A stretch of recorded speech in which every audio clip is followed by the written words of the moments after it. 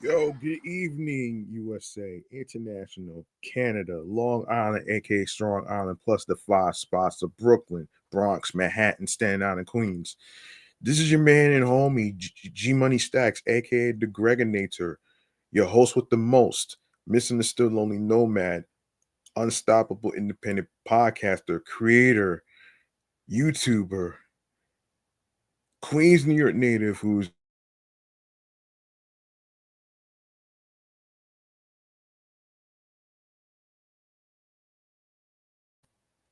Yes, you are now rocking, listening, streaming, and watching the 379th episode of Off the Meat Rack Chainz New York Avenue podcast, live and direct from StreamYard and YouTube, and alongside in this comedy space for wild, crazy, fun topics, alongside with segments and along with various topics in entertainment, New York City transit, um, a little bit of everything in between. All right. Um, be sure to hit that subscribe button for me to the channel and you miss any episodes whatsoever. Please feel free to actually do some catching up. And of course, if you didn't know, I did set up a podcast page on Blue Sky Social. Make sure you follow the podcast on Blue Sky Social alongside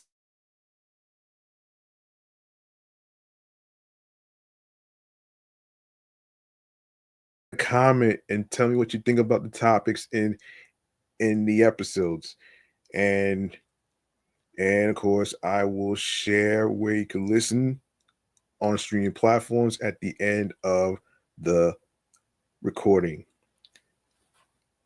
All right. And okay, so what do you say? And I hope y'all doing well this week. And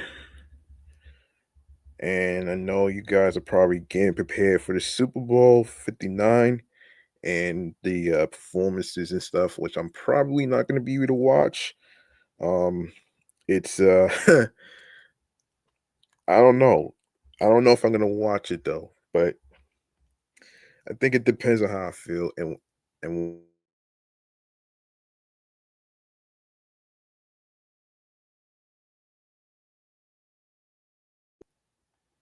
what do you say we go to um the main thing of this show right here with the New York Mass Transit Files.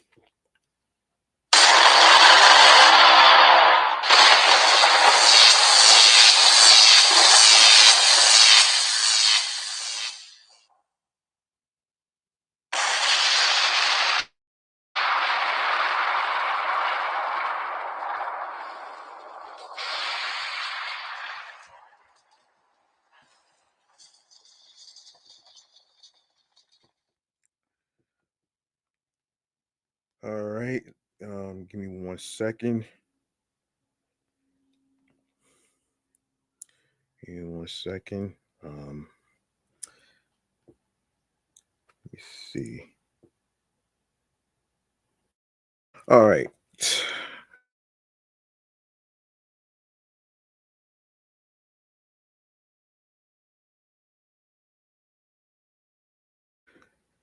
And according to AMNY, days after two Albany heavy hitters vetoed the MTA's next 5-year capital plan, an audit released Thursday by the state comptroller's office says that the operators of the New York's largest transportation agency has not done enough to save money. You're damn right. The lack of money savings is centered around procurements per state. Comptroller Thomas DiNapoli. According to the state's top money bigwig, the MTA has not done enough to consolidate its procurements across its agencies to save money as was expected under its transformation plan. The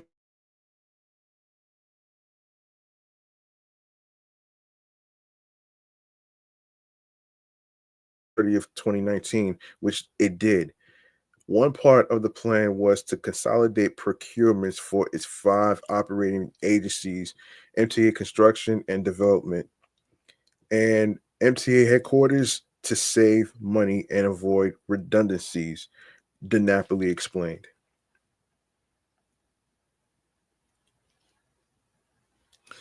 But those actions were not enough, and now the state comptroller believes the MTA needs to take additional steps to better coordinate its purchasing efforts. The MTA faces continued pressure to implement its capital programs and savings initiatives, which would benefit from furthering its stated goals of transforming its procurement process, DiNapoli said.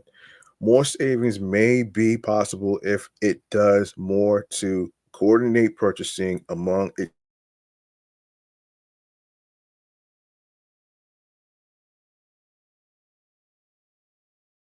their needs independently. Consolidation, efficiency, and savings in this area was promised years ago, but has yet to be fully realized. The audit follows another blow to the MTA this week when State Senate Majority Leader Andrea Stewart Cousins and Assembly Speaker Carl Hesty rejected the agency's capital plan for 2025 to 2029 just days before January 1st. Delving deeper into Thursday's audit, the MTA's actual practice of buying goods and services changed as of September 2023, September 2023, 2 years after its October 2021 effective date of consolidation. The audit cites several examples of this lack of progress, mostly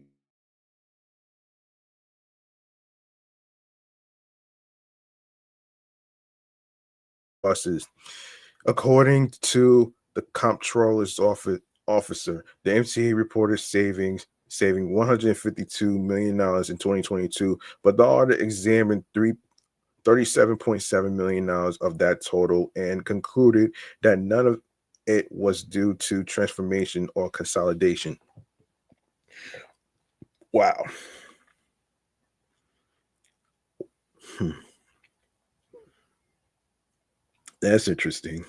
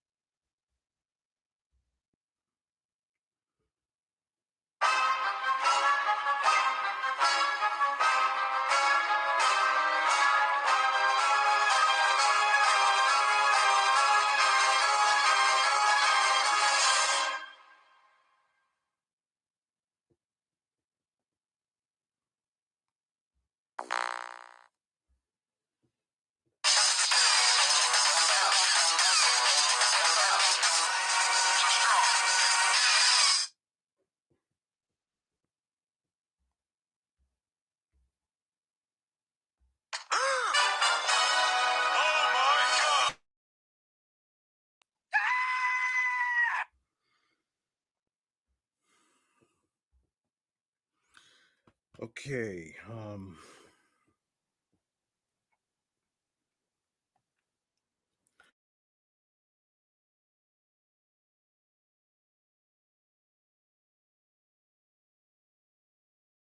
Just $4.29 million of the sampled savings were the result of procurement operations actions. But MTA officials said they largely disagree with the findings. As for consolidation, the agency's 5 different procurement departments now fall under one umbrella, with most cost savings coming through construction contracts. The MTA successfully consolidated and reorganized the agency per the transformation plan, forging ahead with less redundancy and red tape. MTA spokesperson Joanna Flores said. The MTA is still continuously improving business practices with more cost savings and has achieved reduced costs identified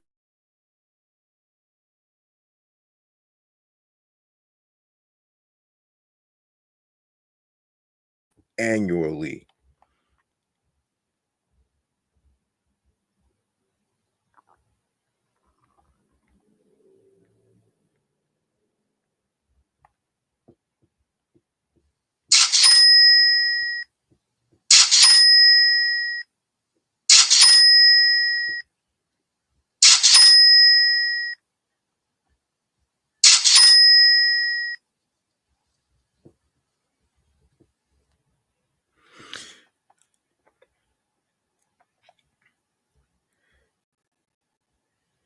All while providing more subway, bus, and railroad service than ever before. Meanwhile, riders groups are responding to the MTA's heavy blows this week.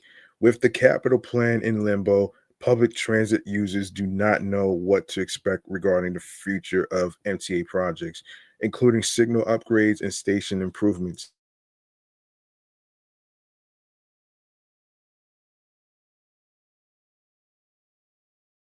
Is caught flailing like Charlie Brown.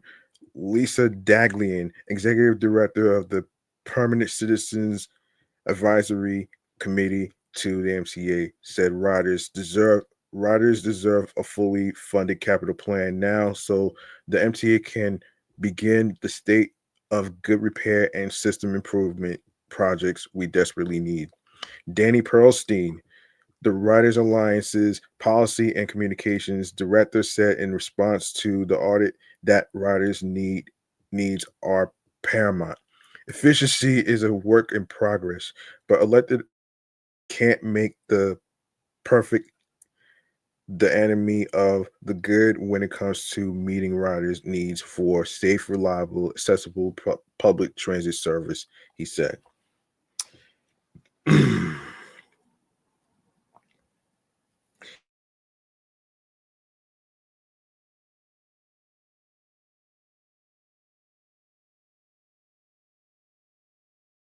Implemented congestion pricing, and commuters still have mixed feelings.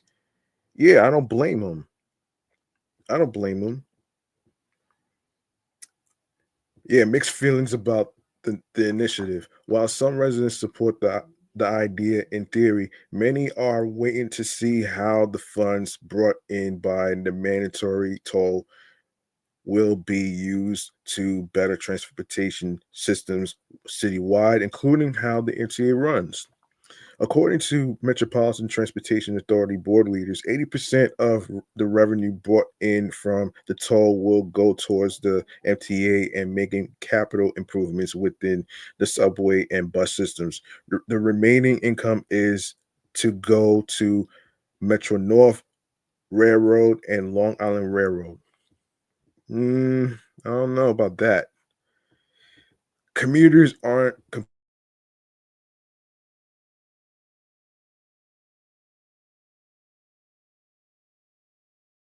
will go where they are supposed to. Jay, a commuter who declined to share her last name, expressed distrust about where the money would ultimately be directed, alluding to skepticism about government accountability. If we're going to play the lying game together, they can put it to good use at least, she told AM New York Metro as she was traveling through Times Square. If it were up to her, the money would go to overall more security and safety for its passengers and more cleanliness. If they are going to take that money, utilize it for the MTA stations, she said, noting a need for better facilities, including more janitors, bathrooms, security, benches, and efficient HVAC systems. After speaking to travelers,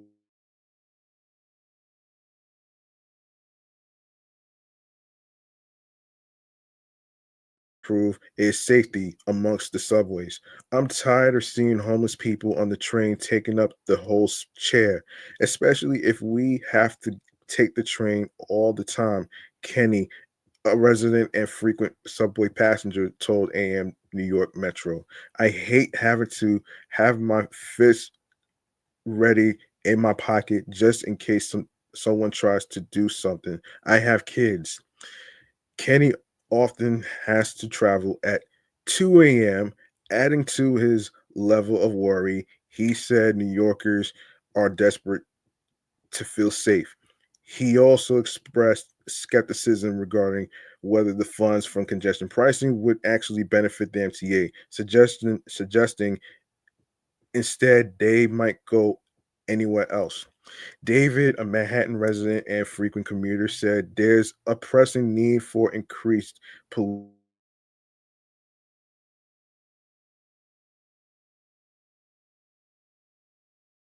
protected by policemen.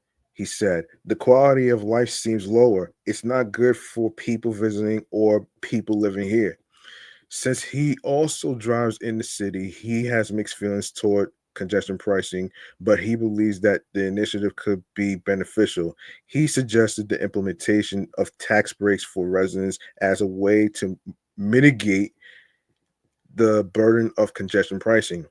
We'll see how it works out, he said.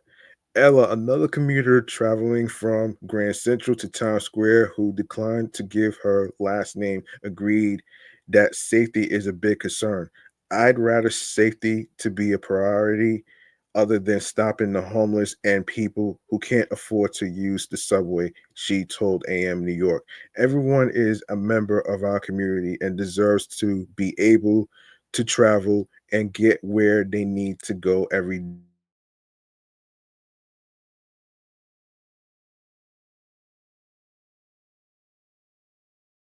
accessibility in subway stations. MTA representatives still assert that the new toll will improve citywide systems. Thanks to congestion pricing, MTA Construction and Development will undertake a generational investment to transform public transit in New York. Jamie Torres Springer, MTA Construction and Development President, previously said. We're ready to get these projects started and we're ready to deliver them better, faster, and cheaper than ever before. The teams boast they've already been able to make improvements using revenue from congestion pricing. Last week, they announced the purchase of 265 new zero emission buses that will operate on routes across the city, helping them reduce greenhouse gas emissions by nearly 90 annually.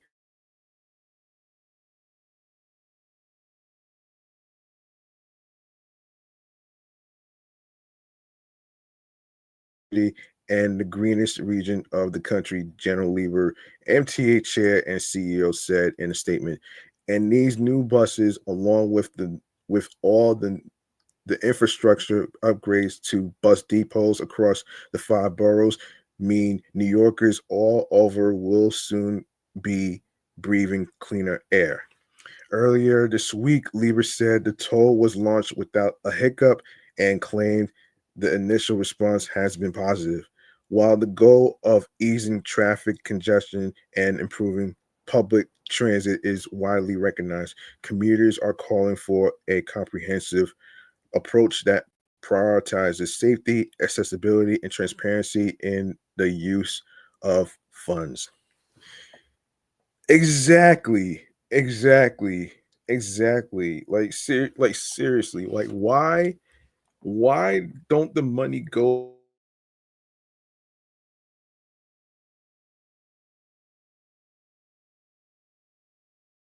attacked and slashed, sucked, being sucker punched, and alongside with being pushed to the subway tracks and stuff. And and to also do something about these homeless people that's sleeping on trains. You know what I'm saying? Like it's just too it's just too much, man.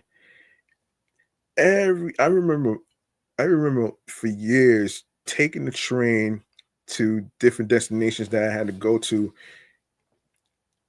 Everywhere I go, there's always homeless people sleeping on trains. And I even see homeless people on, you know, Jamaica Avenue by the train station, which is crazy to me, man. And something has to give, man.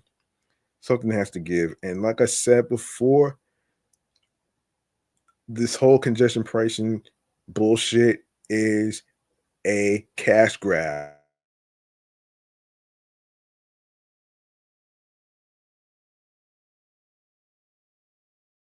92 subway stations and all the other crazy shit. But at the same time, I just feel like, a lot of times, I don't really believe anything that the MCA says. And because it's just crazy. It's just crazy to me, man. And I'm not even gonna hold you. I'm not even gonna hold you, man. I mean, covering terrible incidents and stuff can be very stressful and stuff. You know what I'm saying? Um, and I'm not even gonna hold you. It's not as easy as it seems. So yeah, and let me see. Hold on a second. New York, New York's Transit Tech Labs 2025.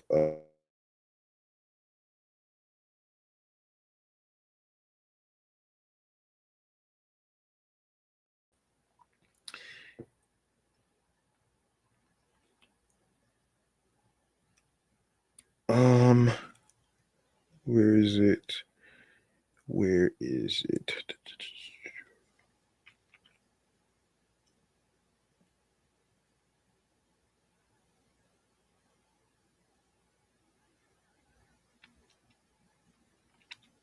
Okay, hold on.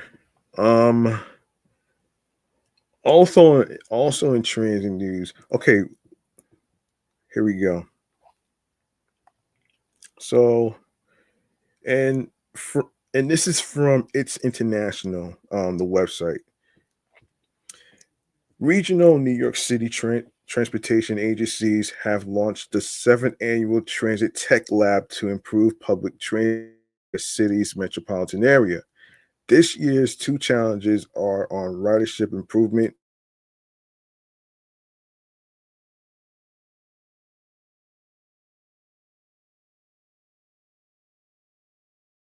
and maintenance. Applications for the two challenges are now open. You can click here to submit proposals by February 27th. Transit Tech Lab is organized by the Metropolitan Transportation Authority, the Port Authority of New York and New Jersey Transit, New York City Department of Transportation, and the Partnership Fund for New York City. Representatives from each agency will evaluate applications based upon the technology's impact and the applicant's product, team, and overall value proposition. Selected companies will advance to conduct a proof of concept over an 8-week period. If additional testing is needed, the agencies may select compelling solutions to participate in a deeper technology test via a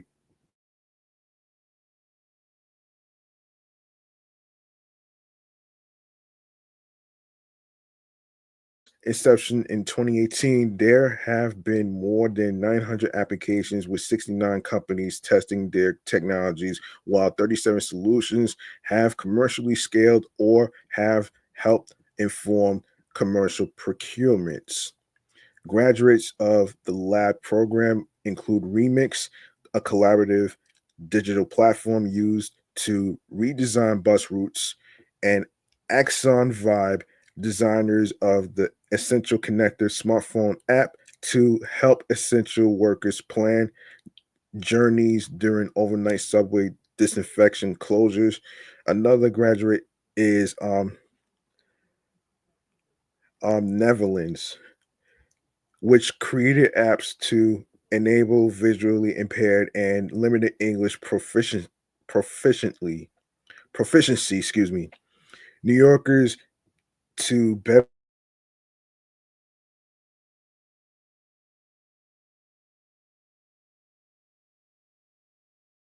next generation of innovators to learn the critical skills needed to solve tomorrow's transportation challenges, said Edonis Rodriguez. New York City, New York City DOT Commissioner. The connections, lessons, and opportunities this program provides are a launchpad for young companies looking to bring cutting edge technology to New York's transportation landscape. This year, we're focused on harnessing the power of AI, which is artificial intelligence, and other tech to improve foundational elements of the customer experience, like scheduling, communications, and system maintenance to build a future that benefits all New Yorkers, says Stacy Matlin, Vice President of Innovation at the Partnership City.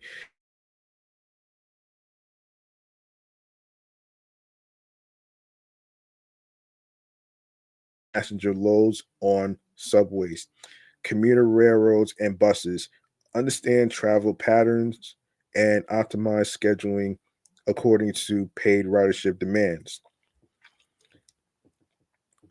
There There may also be tools to inform customers and internal staff of service changes, disruptions, crowdedness, and arrival times to optimize navigation of desperate um yeah disparate yeah disparate transit systems, including buses, subways, trains, paratransit, airports, and transit hubs. Other tools may consider how to automate scenario planning and schedule adjustments with the ability to incorporate an overlay of ridership data,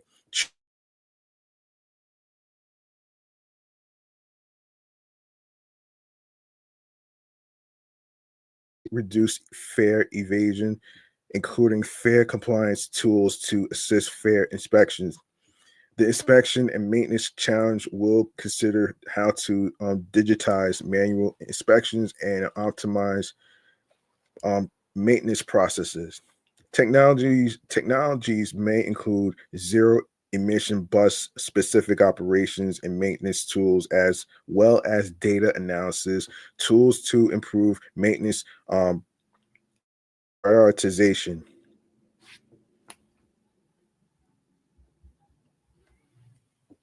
Prioritization. Hardware technologies may improve physical inspections and manual maintenance processes. Other tools might look at secure remote diagnostics, repairs, and data capture, secure VPN access, private 5G networks to maintain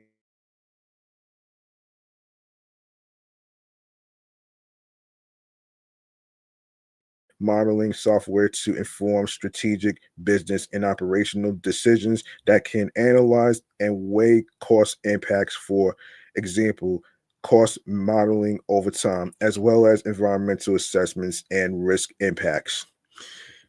Okay. All right. Let's see. Oh, okay. All right. So we gotta talk about this right here. And this is um we gotta talk about this right here. This is pertaining to what Annie's randomness was talking about um in regards to a an e-bike, another e-bike lithium ion batteries fire.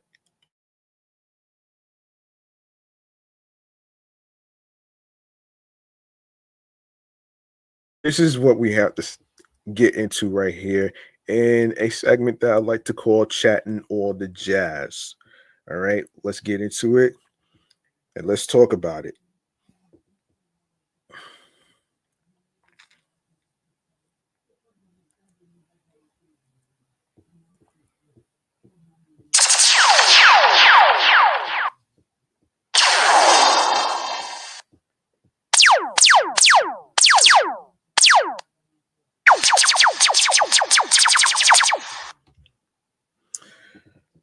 Shouts to a YouTuber and a gamer from Andy's randomness.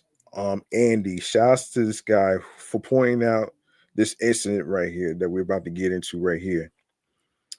So, this is from QNS. FDNY fire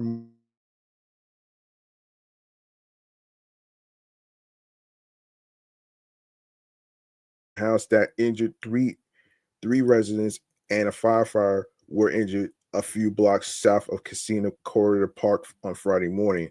The blaze broke out in a home at 142 33 60th Avenue just before 5:30 a.m. The first firefighters on the scene found heavy fire eman- emanating from the first floor that may have been sparked and intensified by the presence of lithium ion batteries and a half dozen e-bikes in the basement of the home. Jeez, man, are you kidding me? Are you fucking kidding me, man? You mean tell me y'all didn't learn y'all lesson? Like, come on. Really?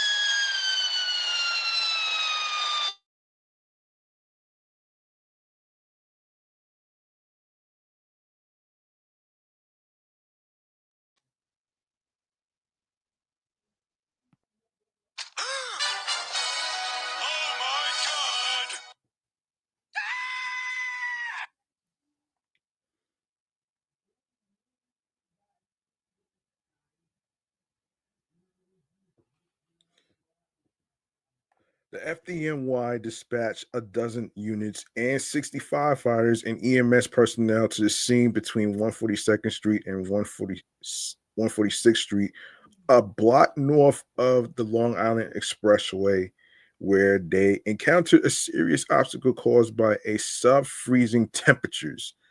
Hmm.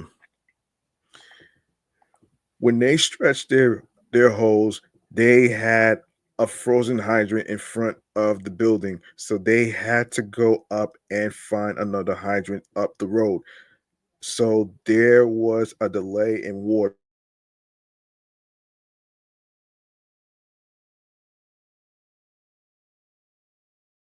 Paoli Selly of Division 14 said, "We have water in the fire engine and the booster, so they were able to use that water until the chauffeur was able to secure a working hydrant that was further up the block." In FDNY vernacular, an engine company chauffeur is a firefighter who is responsible for driving the fire trucks to the scene and then locating and tapping the hydrants. A hazmat unit was called after lithium ion batteries were detected inside the residence after the fire was brought under control at 6:39 a.m., more than an hour after the first units arrived at the location. The companies put out the fire, and then we saw that multiple Eon bikes and lithium ion batteries had been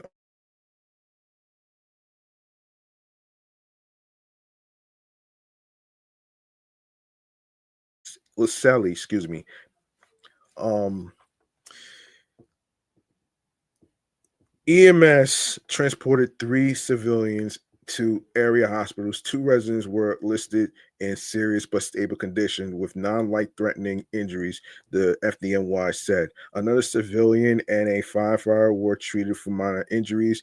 FDNY fire marshals completed their investigation on Friday evening, concluding that the lithium ion batteries were to blame.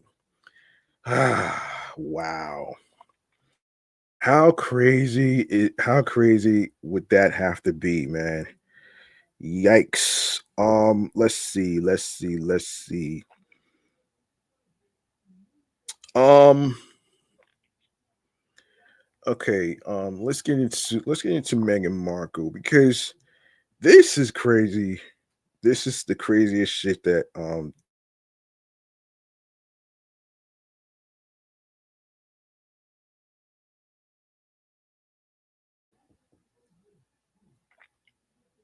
so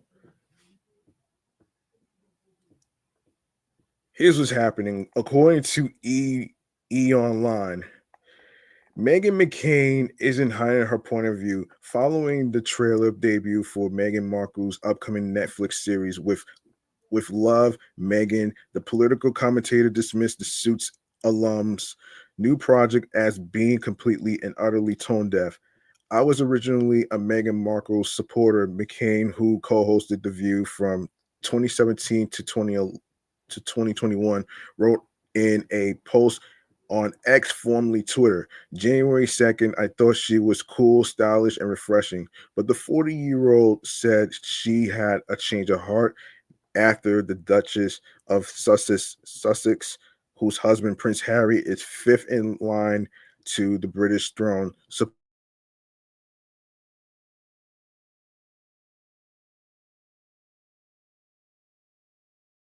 American again instead of British um, arist- aristocracy. What she seems to forget is Americans want real, raw, uncensored. The blogger continued, alluding to the couple's move to California in 2020 after stepping down as senior working royals. All of this, even in the trailer, is highly curated, produced, and out of touch. McCain, whose father is late Arizona Senator and 2008 Republican presidential candidate John McCain, offered her own vision for the ill-advised series, suggesting Marco, aged 43, should have made a show helping bring fresh food to deserts in low income neighborhoods. Do something to help people.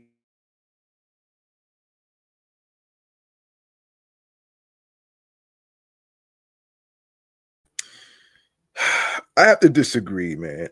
I really have to fucking disagree, man, because Meghan Markle do with these forest Meghan Markle didn't have anything to do with the LA fires, okay? If anybody is tone deaf is if anybody is tone deaf, it's her.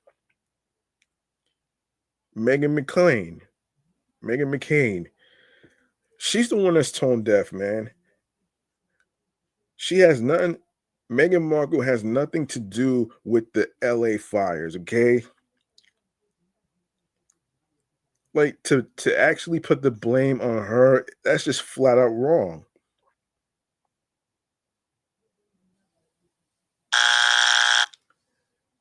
I say she Megan McCain need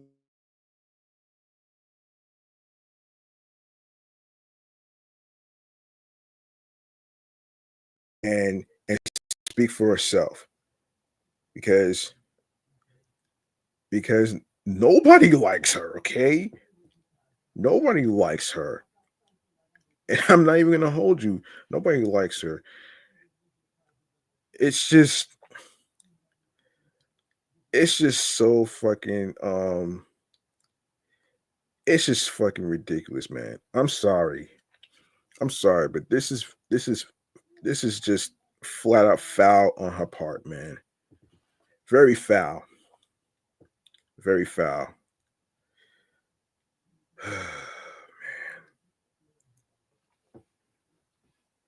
If anybody's if anybody's tone deaf and washed, it's her.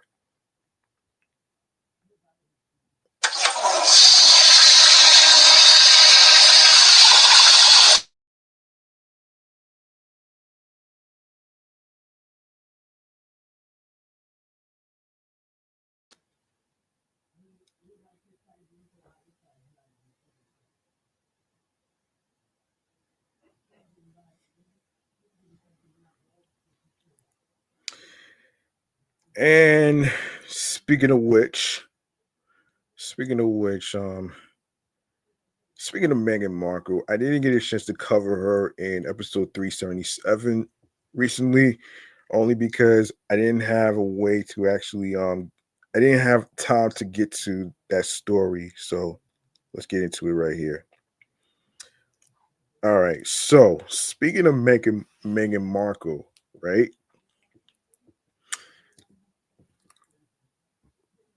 Meghan Markle has pushed back the launch of her upcoming Netflix show With Love Meghan due to the LA wildfires. The series, which features the Duchess of Sussex cooking up a storm,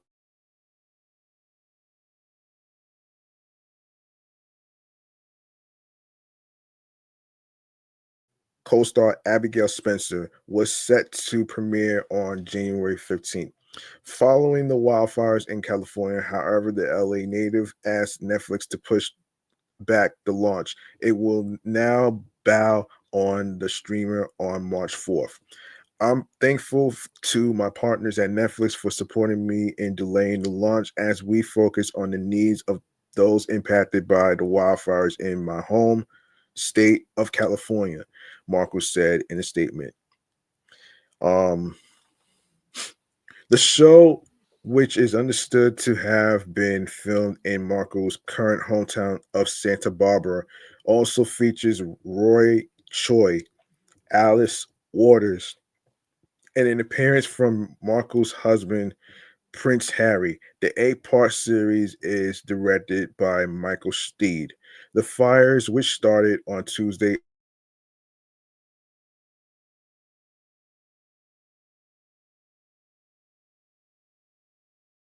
16 deaths, aka fatalities, have been confirmed, as well as the destruction of more than 10,000 structures, displacing thousands of people. Firefighters are continuing to battle multiple fires amid adverse weather conditions.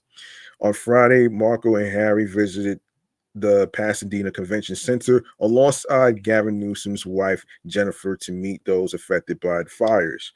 They also posted a statement on their official website on Thursday asking others who are safe to open their homes to victims of the fires.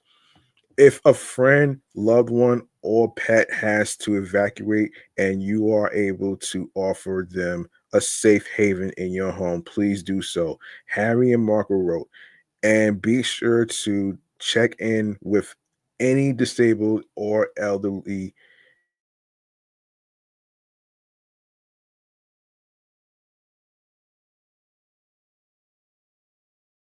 man. And she's really doing her part though, man. That's pretty dope. That's pretty dope though, man. You know what I mean? Um, that's pretty dope.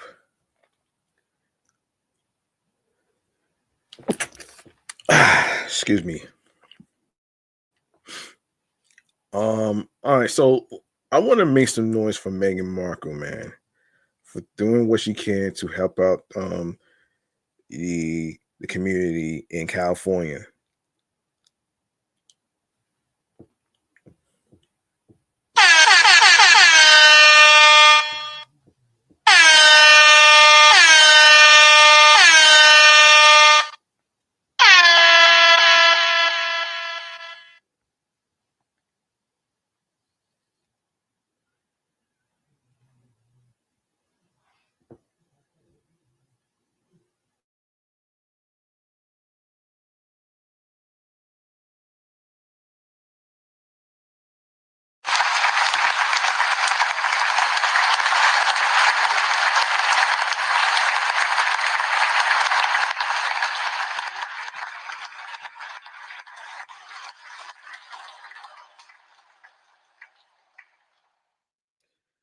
All right, all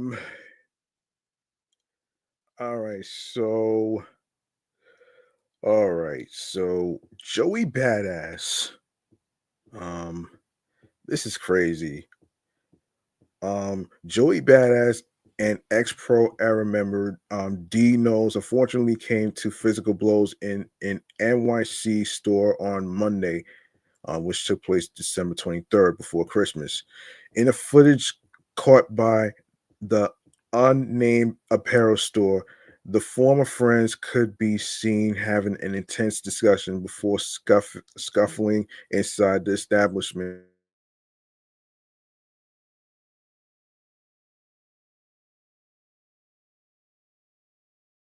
of the late pro era member Capital Steez, who died on December 23rd, 2012. Oh, you picked a bad time to actually do this, to go into a fight. That's crazy, man. That's crazy.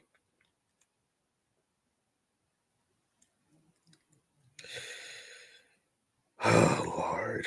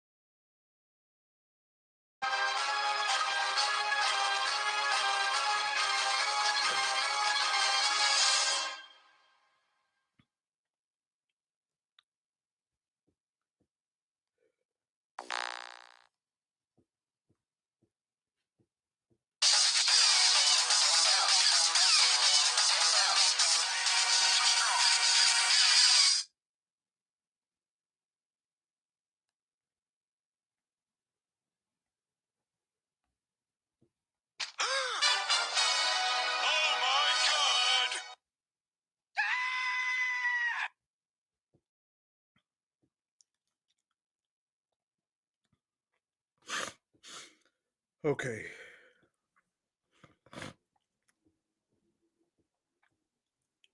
Okay. Um, where were we?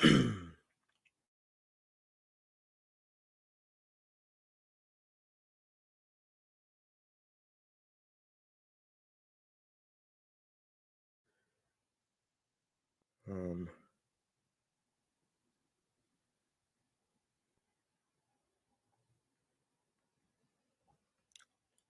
Capital Steez, n-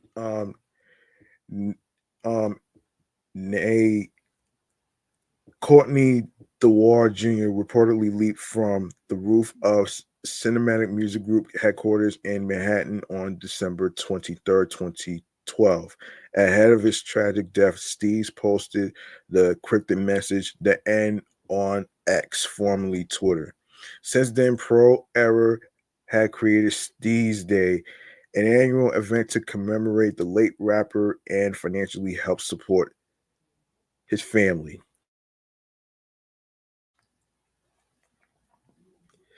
On Joey's 2022 song "Survivor's Guilt," he opened up about the impact Steez is.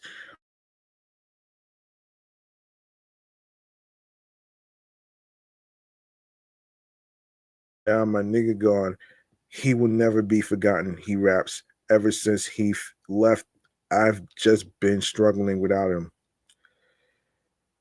Um, Aside from the disheartening pro era drama, Joey Badass recently celebrated his Impact Mentorship Program, an initiative that provides men of color with mentors in their respective fields. On December 12th, Joey held a dinner New York in New York City to celebrate the first year of his greatest creation to date. During the dinner at Tatiana NYC, the power actor said, "Lately, I've been getting asked the question a lot: Why start a mentorship program? The answer is quite simple to me. necessity. We need programs like this. People sleep on the fact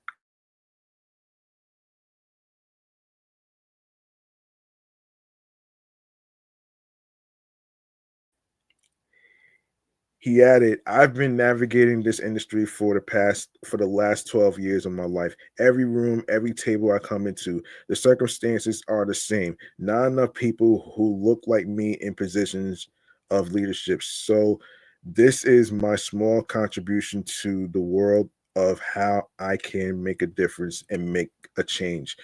Making music is cool, having platinum records is cool, starring TV shows and all that is cool, but this is my greatest creation to date. He concluded with a toast.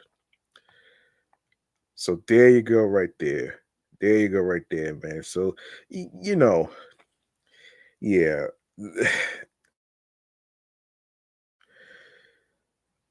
So, that's good. That's good on Joey Badass for creating a mentorship, and that's pretty. That's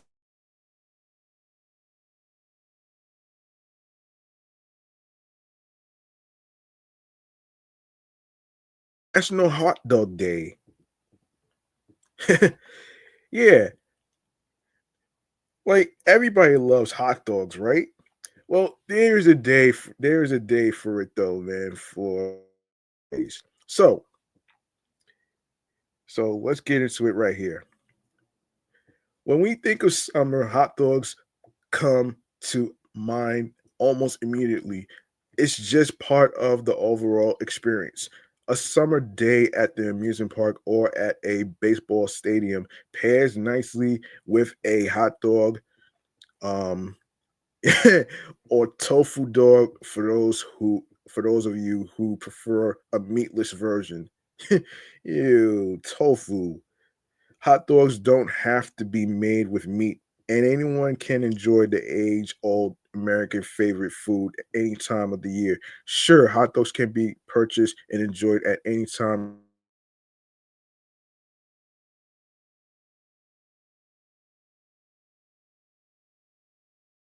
Okay. Um, when is National Hot Dog Day, you ask? Hot diggity dog, relish in this savory favorite on National Hot Dog Day on the third Wednesday of July. Well, I'm not a fan of relish. I'm not a fan of relish at all, though, man. Yuck. Oh shit. History of National Hot Dog Day. You should know some solid trivia about hot dogs, including knowing that the term itself was derived in the 19th century, at a time when German immigrants brought their very traditions with them to the New World. It's believed they brought to New York America's first hot dogs, originally referred to as a dash on sauce.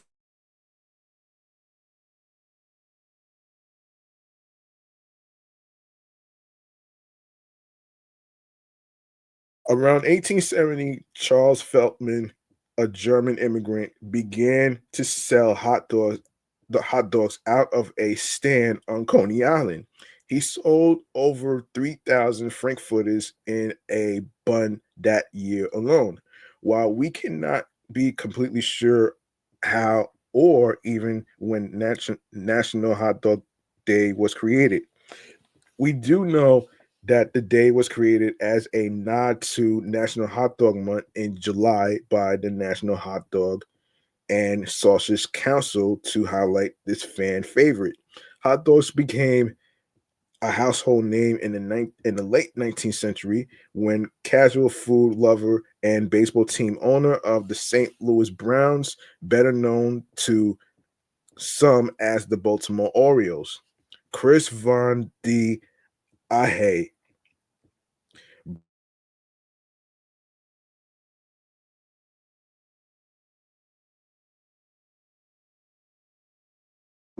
straightforward. Just make your hot dog your way and enjoy it however you like. Honestly, in the dog days of summer, Who doesn't like a hot dog with all their favorite fixings?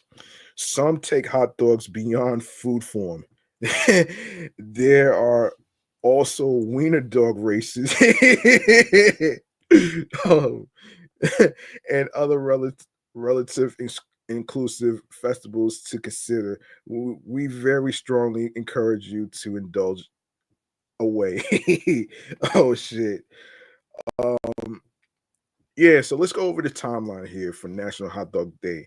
The 1200s German delicacy um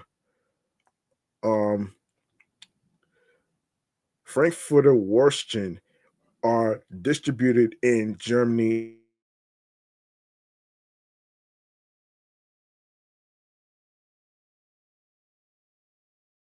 Began selling sausages in rolls on Coney Island in New York. That's in Brooklyn, folks. 1893 ballpark Franks. Hot dogs and baseball are officially paired together in St. Louis by the owner of the St. Louis Browns, known as the Baltimore Orioles. 1971, a celebration. Hot Dog Day is first celebrated by students in Alfred, New York. The hot dog's affordability is something that many students favor. Mm. All right, so wow, this is crazy, man. National Hot Dog Day around the world, of course, the country Sweden, and also Waffle Day. Occasion, a chance for the Swedish to celebrate their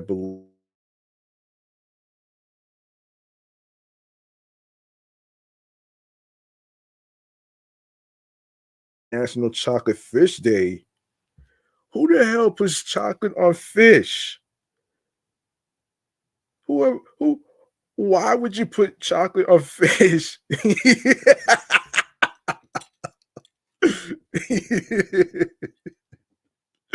Why? Why? Why? Why, man? Oh my gosh. That's ridiculous, man. That's the most ridiculous idea that I ever heard. Wow.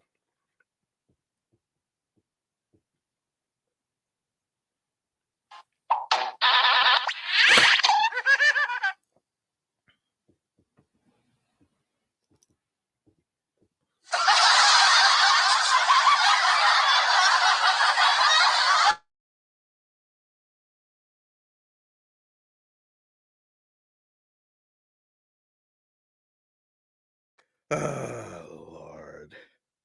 The crazy things people do. Anyway, okay, occasion that sacred day when New Zealanders eat a chocolate fish. Oh man, yep, it's really a thing. That's May 11th. I may cover that too. All right, South Korea holiday Black Day. Huh? Occasion Black Day is for single people in Korea, and they celebrate by eating black noodles. Really? Really? April 14th. Oh boy. National Soup Day country in Germany. As the winter begins to set in, our friends in Germany get warmed up with a bowl of soup. November 19th. Australia,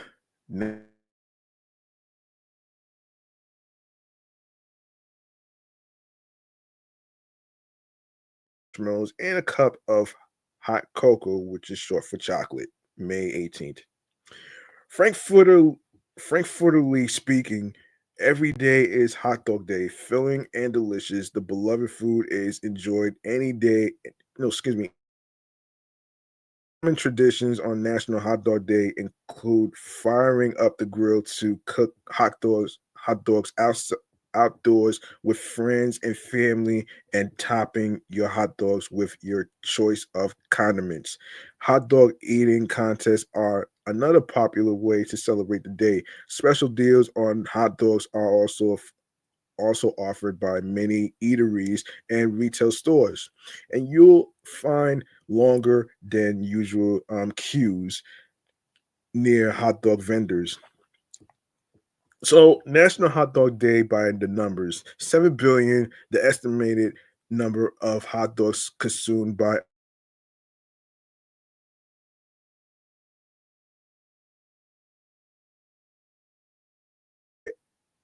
holiday. 20.4 million, the number of hot dogs eaten by baseball fans at major league ballparks during the season. 350 million pounds, the amount of hot dogs purchased from retail stores by Americans. 20 billion, the number of hot dogs consumed by Americans in a year. 70, the average number of hot dogs consumed per person each year in America. 95%, the percentage of homes in the United States that consume hot dogs. 15%, the percentage of hot dogs purchased from street vendors. 9%, the percentage of hot dogs purchased at ballparks. 1900, the year when the term hot dog first appeared in print in the Oxford English Dictionary. All right. National Hot Dog Day.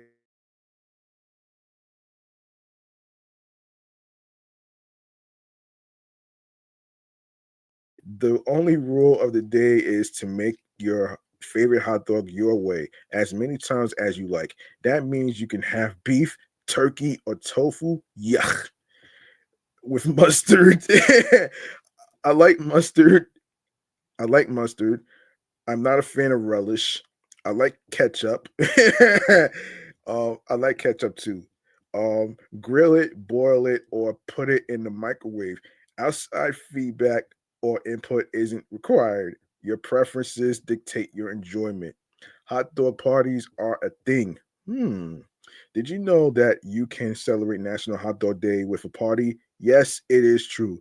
Throw a festival or a small level soiree with your favorite hot dog. You already know that we like a good party. So throwing one in honor of our favorite foods is an idea we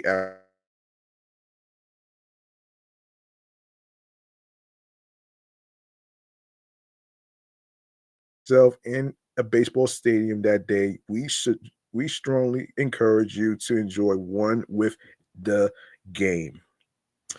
5 facts about Hot Dog Day that will blow your mind. 7-Eleven. Obviously, 7-Eleven sells millions a year.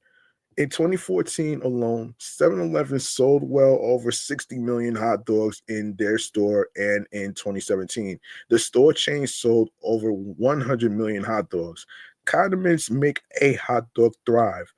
Of all the toppings you can add to a hot dog, mustard comes in first, as well as the most popular hot dog condiment, followed by ketchup and chili, respectively. Sports and hot dogs go together. Over 26 million hot dogs are sold annually at baseball stadiums in the United States, one of America's favorite pastimes. That's true. I can agree.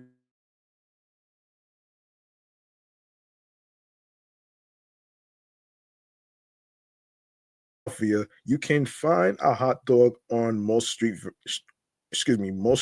corners. Um, and of course, Independence Day, aka 4th of July.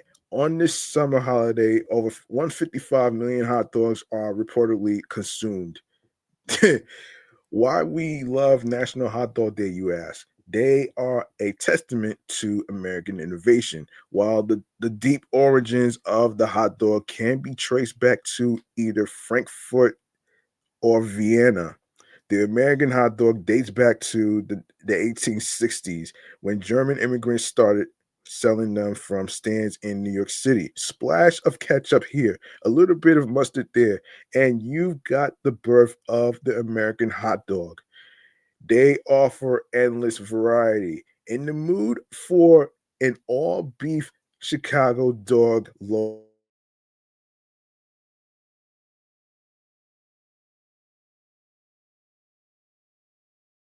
dog kind of person, Perhaps the basic original New York dog is all you are looking for. Regardless, whenever, no, excuse me, regardless wherever you are in the country, you can try a unique variation on this German Austrian um, tradition. Whoever you want to believe, anyone can cook a great hot dog. If you need a quick and easy meal this summer, look no further. Boil them, grill them, heck, eat them. Eat them cold as long as they are pre-cooked. It's the simplicity and affordability that makes them such a great summer snack. Who wants to stress over what to cook anyway? And yeah. All right. So this year, July 20, July this year,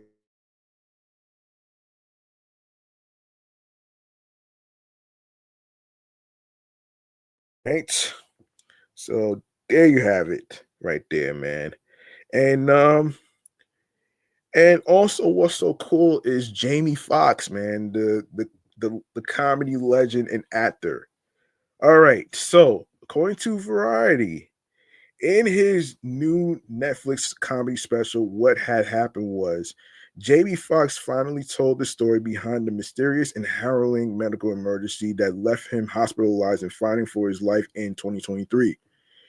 Emerging on stage and proclaiming "I'm back" as he danced and hyped up the crowd. Fox said his life was saved just 400 yards from the Atlanta theater at Piedmont Hospital. The Oscar and Grammy winner held back tears as he discussed his mystery illness, saying, "Please, Lord, let me get through this." April 11th, I was having a bad headache and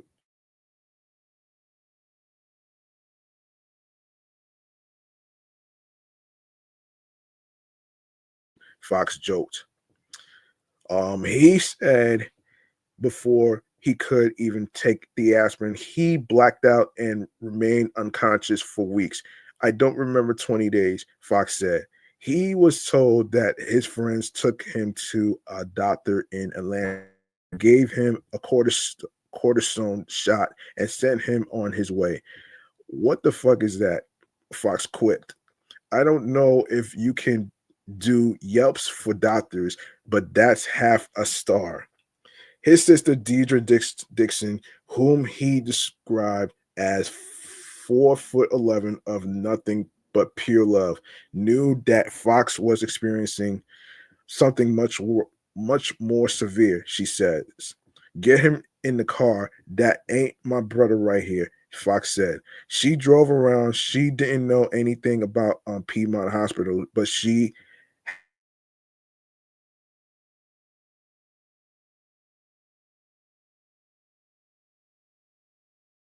brain bleed that has led to a stroke, and that if they didn't operate on him as soon as possible, he would die. My sister knelt down outside the operating room and prayed the whole time, Fox said.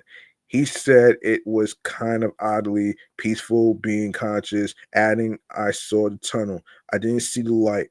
Fox then joked, it was hot in that tunnel. Shit.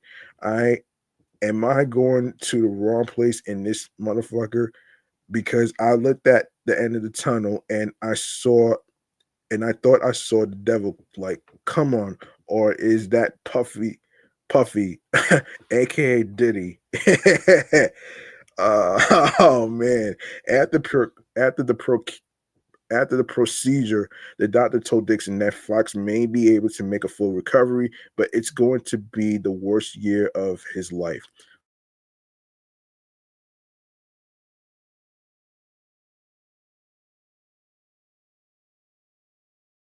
Dixon and his daughter Corinne Marie Fox cut it all off and shielded Fox from the outside world. They didn't want you to see me like that. And I didn't want you to see me like that, Fox said, choking up. I want you to see me like this. When he fully woke up at a Chicago rehabilitation center on May 4th, Fox didn't understand why he found himself in a wheelchair. And despite what he was told, was being told he could not wrap his head around the fact that he had a stroke. He told the audience about his long road to recovery and the reluctance to being bathed by a nurse before she told him she had already been bathing him for weeks. He just couldn't remember. I couldn't wipe my own ass, Foxx said. I lost everything, but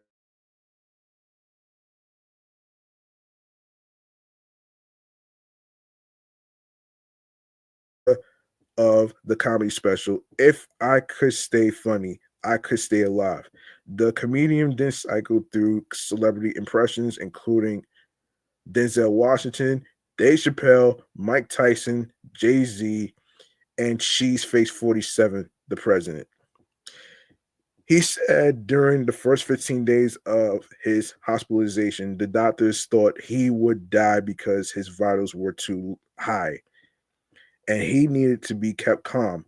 You know what it you know what is the worst thing to have when you are trying to stay calm in the hospital room? Black family members. Fox joked before imitating his panicked kin.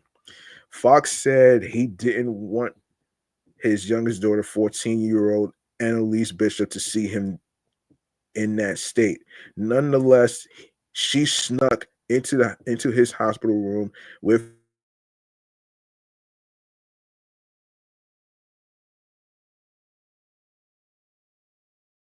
that. That was a good idea. That was a good idea. It in that guitar, Fox said, calling the incident a miracle. That's my spiritual defibrillator. Def, def, defibrillator, excuse me. Bishop then walked on stage donning a Rickenbacker electric guitar for a father-daughter duet that had the audience wiping away tears. You had to make it because I always dreamed we would perform together on stage one day, Bishop said. Elsewhere in the special, Fox discussed the internet conspiracy theories surrounding his medical emergency.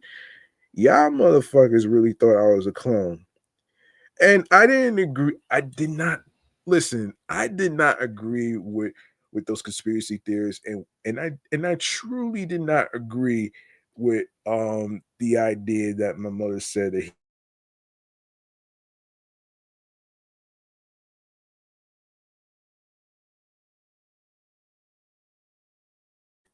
you know what I'm saying?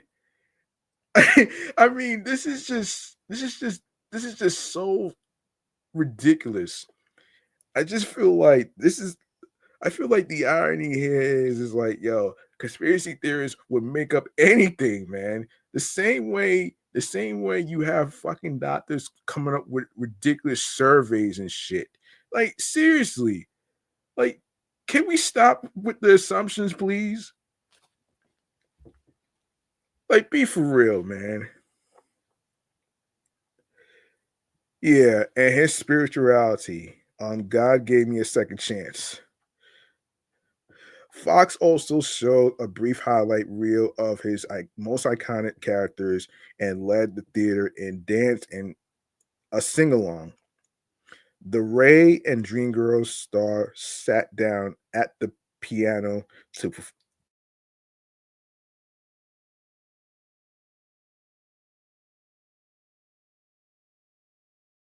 things on a sweet note. Fox offered his sincere thanks to everybody who prayed for his recovery, to his nurses and doctors, to his family, to God, and to the city of Atlanta.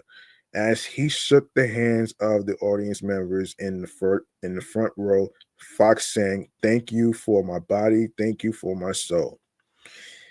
Yes, yes, man. And in case you didn't know, man, you can catch the Netflix comedy special "What Had Happened Was" by Jamie Foxx. It's out on Netflix right now. Go check it out right now. All right. Let's see.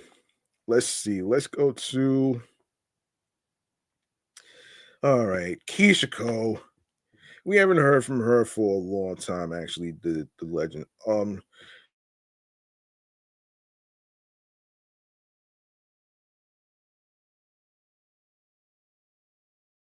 Hip hop track of 2024, but according those disc bars um at somebody isn't quite as fun. Moreover, um um Keyshia Cole recently learned that the hard way from her son, who was accompanying her during an Instagram live sessions when he quoted some of the record's lyrics at her. I hear you like I'm young. The little one sung at her, which made her laugh and promptly shut down the live stream. Maybe the R&B singer took this personally, but she did not. But she did laugh. So maybe it's not that serious. Hmm. Okay. Let's see.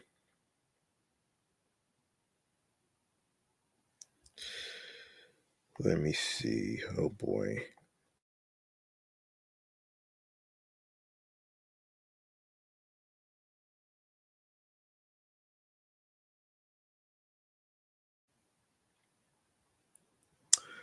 Um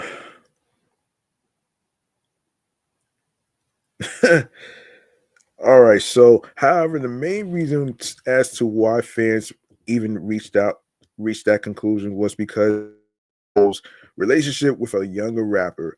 She and Honcho um even faced up even faced breakup rumors recently, and the fans fell for the trap once more uh, when they reunited, much to their shock. Some online users are pretty staunch haters of the couple, criticizing their bond from the jump and doubling down amid this gossip. Others don't understand what all the fuss is about, but such is the nature of the internet discourse.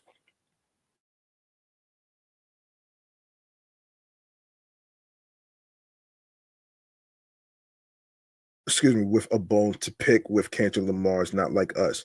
You probably already know all about Drake's legal petition against UMG and Spotify for allegedly boosting this track's streams, which remains a huge controversy. But not all of hip hop is against this move. As Tony Yayo recently defended him, money is power, power is money, right? He must know something. Either way, we're talking about it right now. They are both winning.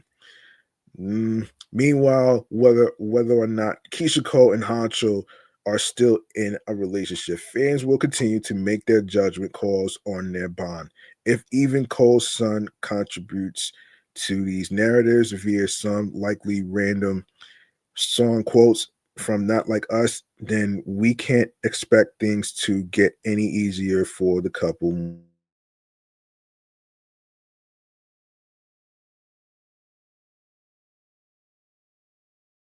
All turn out to be much less serious than the internet gave it credit for.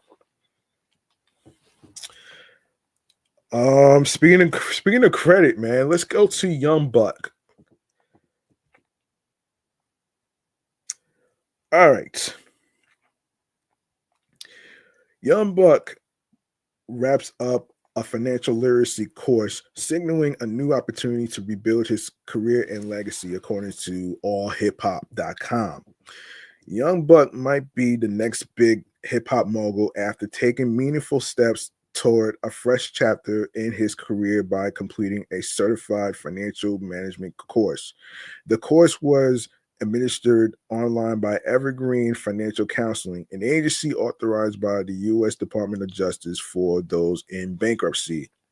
Um, Getting the certification marked a pivotal moment for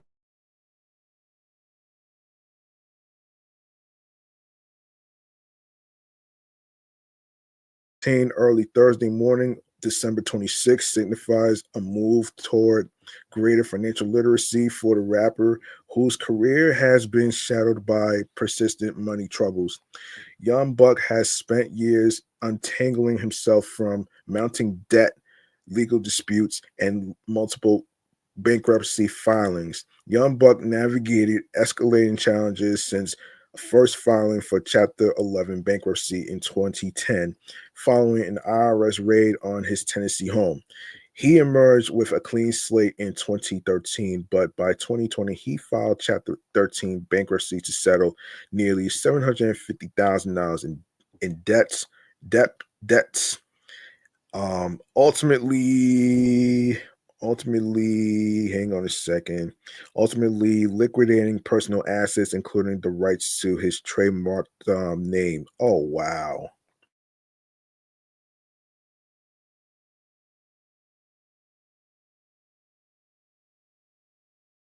A $250,000 loan that is ongoing. Young Buck is preparing to come out of bankruptcy with a clean slate and a wealth of knowledge.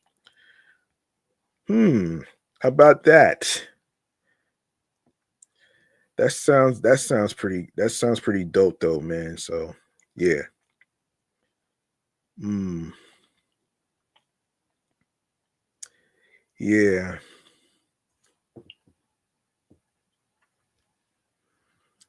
of course. Um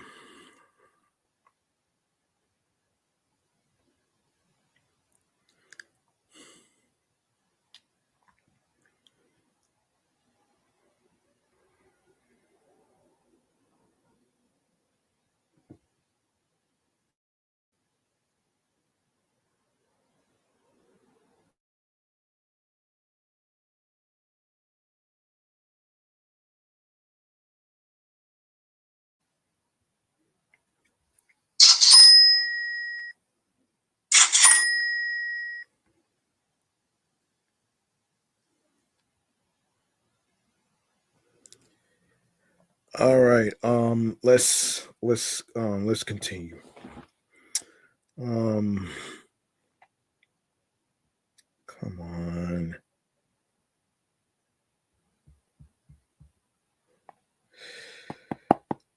All right, so all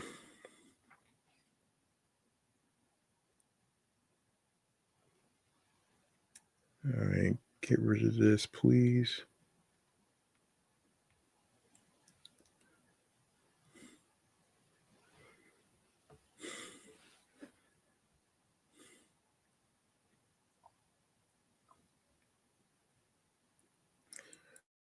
All right, so Evergreen Financial Counseling, the organization.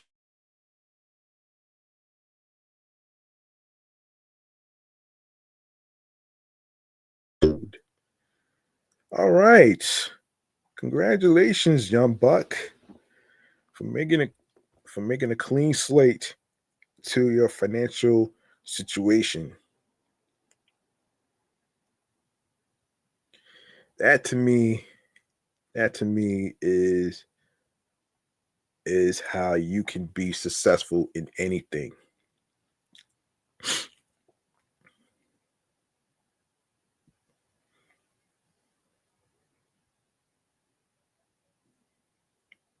All right.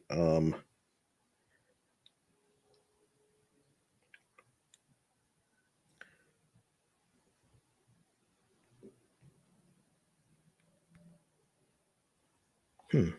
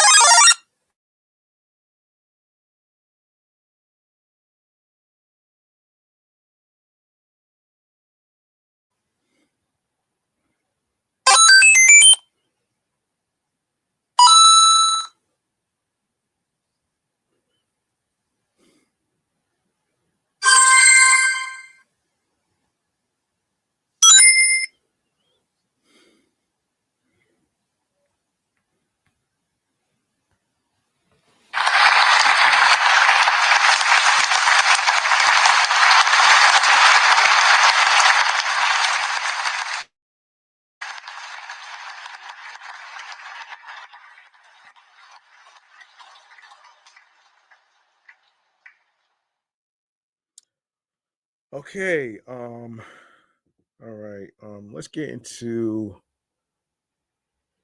All right, we're gonna get into something TV related.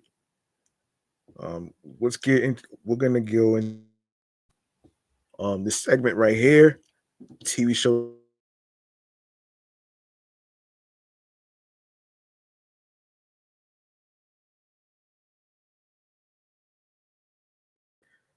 But this one in particular is pertaining to Questlove and this documentary.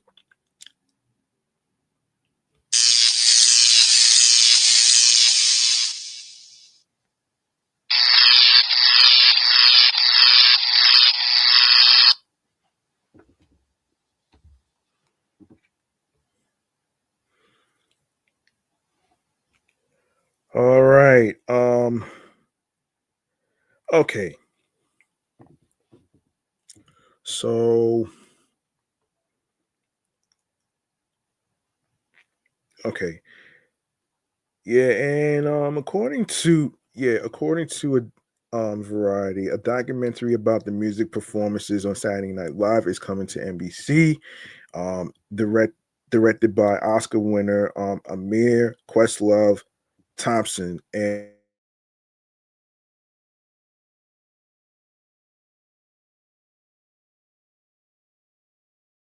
our special um will premiere on the network, which is out right now, actually available to stream on Peacock. The latest project celebrating 5 decades of SNL, the film will feature untold stories behind the culture, defining groundbreaking and news-making musical performances, sketches, and cameos of the past 50 years per the log line.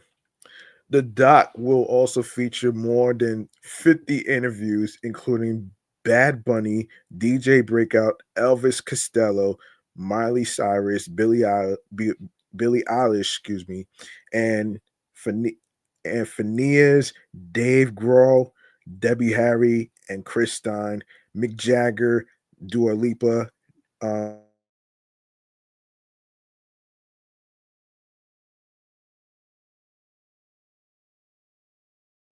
MC Shah Rack, Paul Simon, Chris Stapleton, Justin Timberlake, Lee Ving, and Jack White. Also interviewed are SNL creator Lorne Michaels and cast and creators of present and past, including Fred Armisen, Conan O'Brien, Eli Eli Brueggemann, Jane Curtin, Jimmy Fallon, who has his own late time talk show, um, Al Franklin, Josiah Gluck, Bill Hader, Steve Higgins, Marcy Klein, Melanie Malone, Tom Malone, Mary Ellen Matthews, Eddie Murphy, Ego and Walden, Liz Patrick, Leon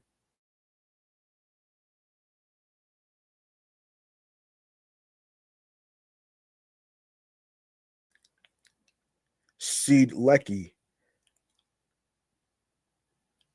Akiva Schaefer, Paul Schaefer, Sarah Sherman, Howard Shore, Robert Smigo, Jorma Tacone, Keenan Thompson, Maya Rudolph, Hal Wilner, and Bowen Yang. Everyone knows, hang on, everyone knows the most famous SNL appearances, whether it's Elvis Costello, Prince, or the Beastie Boys, but they are the tip of a huge iceberg. Questlove said in a statement. The process of going back through the incredible archival footage was like being in a time machine, DeLorean or other. I'm so happy I went on the trip and now get to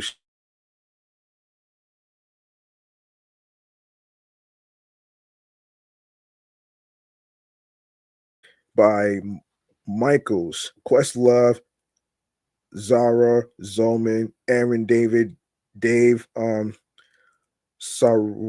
Sarolnik, John Kamen, Meredith Bennett, Alexander H. Brown, Sean G., and Tariq Trotter.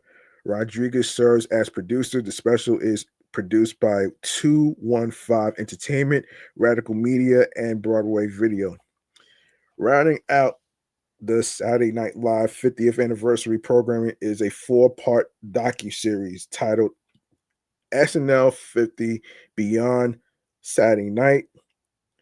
There's going to be a primetime special on February 16th, so mark your calendars. If you missed out on January 16th and any of the dates of last month, you can always catch it on Peacock.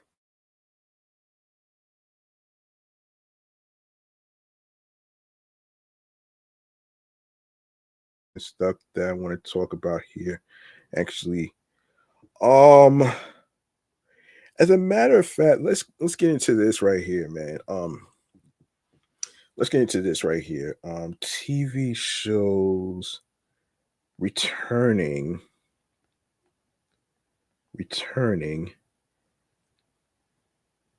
in February. Hold up.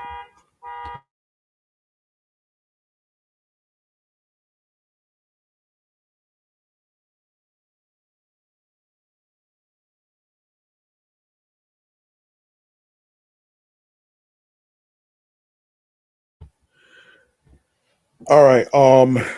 So all right, and this is from Deadline. I'm not actually getting into it right here, actually. So let's get into it. All right. As you can see,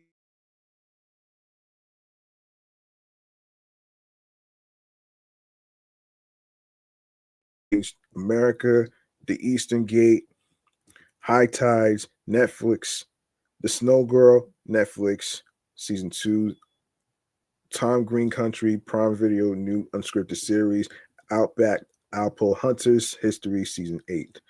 Okay, yeah, so Fire Country and SWAT both returned with their continued seasons 3 and 8. And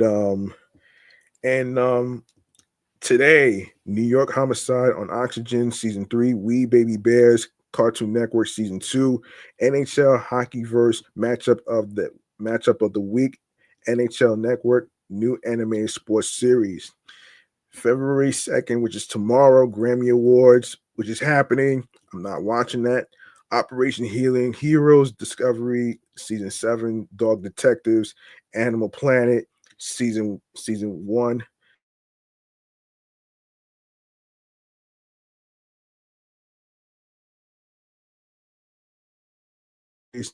February 3rd, The Voice, um, on NBC, The Hunting Party, um, on NBC, time slot premiere, and let me see. Oh, All American, returns with the continued season 7 premiere. All right, and I'll get to All American in a second. Which there has been some casting changes, which I'll get to in a sec. Contraband seized at the border, Discovery season 6, Celebrity IOU, HGTV season 8, Below Deck Down Under season 3 on Bravo.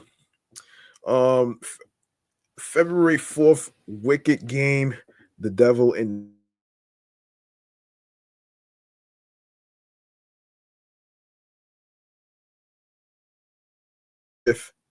Wild Cards season 2 premiere on the CW. Apple TV Plus, new comedy series, Envious season 2 on Netflix. Destinations of the Dam with Zach Beggins, Discovery season 1.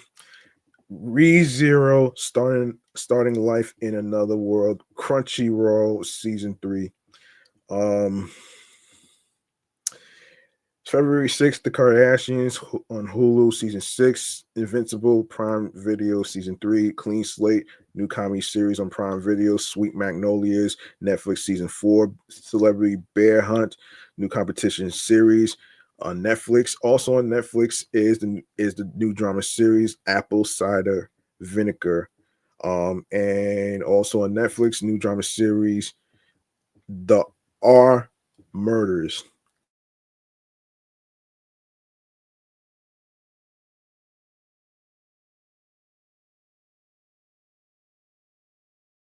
Golden um Golden Kamuy, The Hunt of Prisoners in Hokkaido, new drama series on Netflix. Also, the Z Suite, new comedy series on Tubi. Um, February 7th, which is a Friday, February 7th, NCIS Sydney returns with a new um new season 2 on CBS. Um, the greatest rivalry, India versus Pakistan, new docuseries on Netflix. Pokemon Horizons season 2, Netflix. Ancient Aliens, season 21, um, has moved from January 31st on History. Also on History, Mystery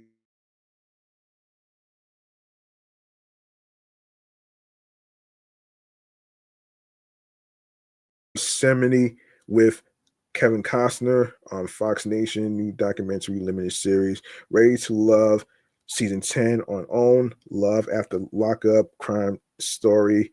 WeTV, new unscripted series. Jeez.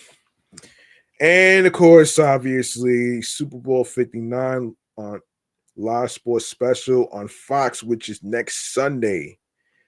The floor also premieres on the same day as Super Bowl 59. All right. I'll leave the rest. I'm gonna hold on to the rest actually because I want to get to some changes in the All American TV series actually. So all right, so cast changes of All American.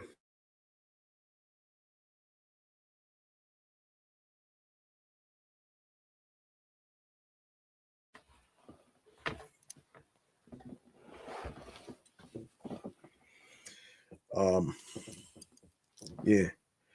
So um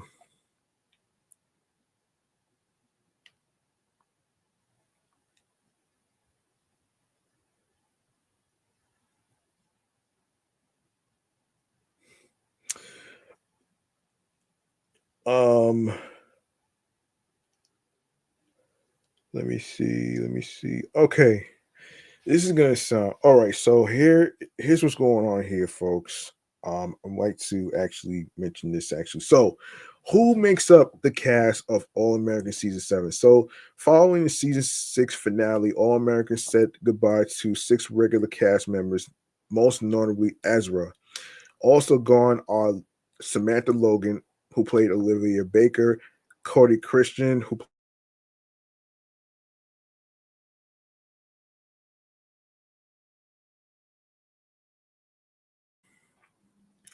Karima Westbrook, who played Grace James, Monet Mazal, who played Laura Baker, and Chelsea Tavares Patience.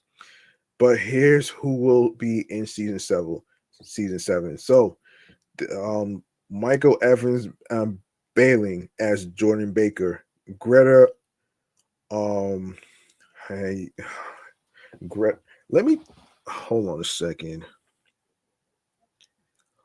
Greta Oniogu as Layla Keating, Breezy by Coop, Breezy as Coop, Nathaniel McIntyre, OC, um, I Kyle, Antonio J. Bell. Oh boy. Yeah, it's gonna be crazy though, man. This is crazy.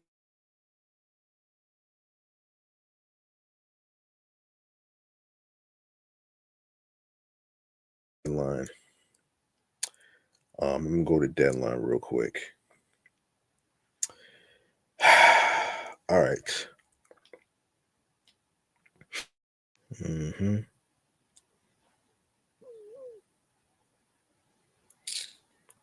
Okay.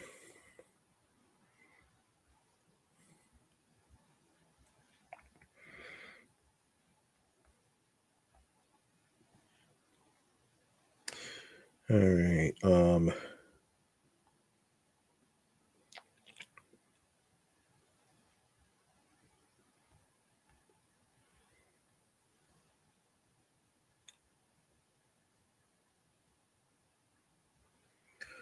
So let's see. All right. So, according to Variety, of course, actually, so All American may have looked the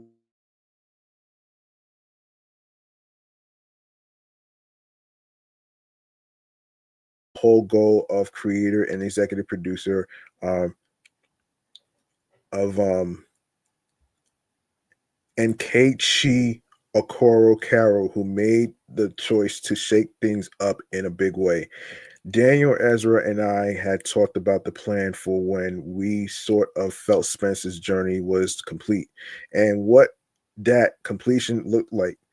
We went into season 6, and I knew I was writing that as his final season. That was kind of the moment when I started to think, does the show wrap up then? But I thought, no, there are so many amazing stories, so many characters whose journeys I'm still invested in. With the transition from young childhood to adulthood for some of our other OG characters, Carol tells Variety. Um,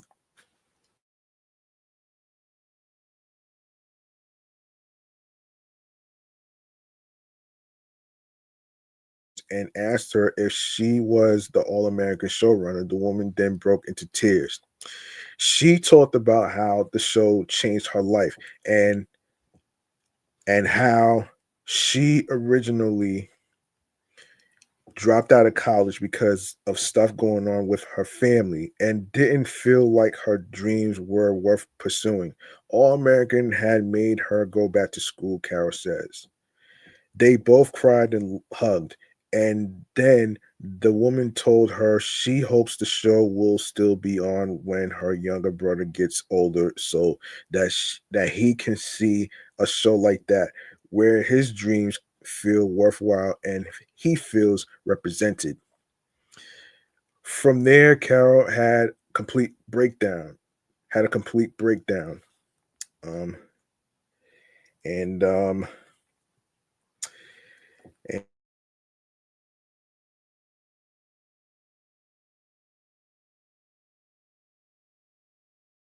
all American, but return it to its roots. They really solidified my instinct to keep the show going, bring it back to high school, reset it with a new generation of Beverly and Crenshaw kids that sort of had the same dream. Same heart, new rivalry, and keep this dream going for the next generation, she recalls. I called the studio and network and shared my vision, and that is how we ended up getting those 2 additional episodes for season 6 to really fully complete of the characters and give me some room to start to set up that world. While Ezra, Samantha Logan, Cody Christian, Karima Westbrook, Monet Mazar, and Chelsea Tavares exited at the end of season 6 as series regulars. That doesn't mean they are gone for good.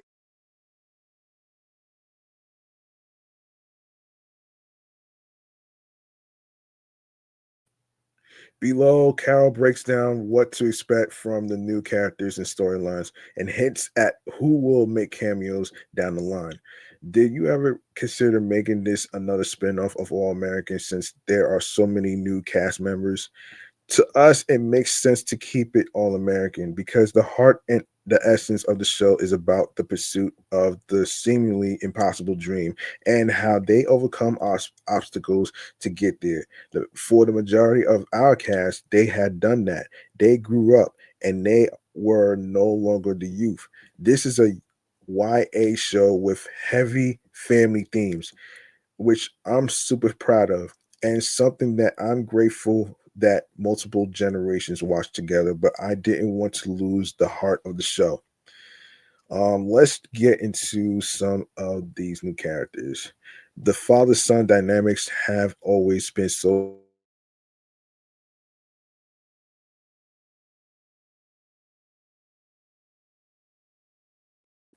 and KG Nathaniel McIntyre. They are sort of our new anchors to Beverly. KJ has major D1 dreams, and being uprooted from a championship winning team to something like this is a little. He and his dad have always been best friends. They've always been so open and honest with each other, and he feels like for the first time there's something a little off. They realize that maybe the expectations for what the Beverly team can do um have been a little muted, and they both have something to prove. Taking down Crenshaw as the number one team in the state is very, very high on their list. Um, so KG quickly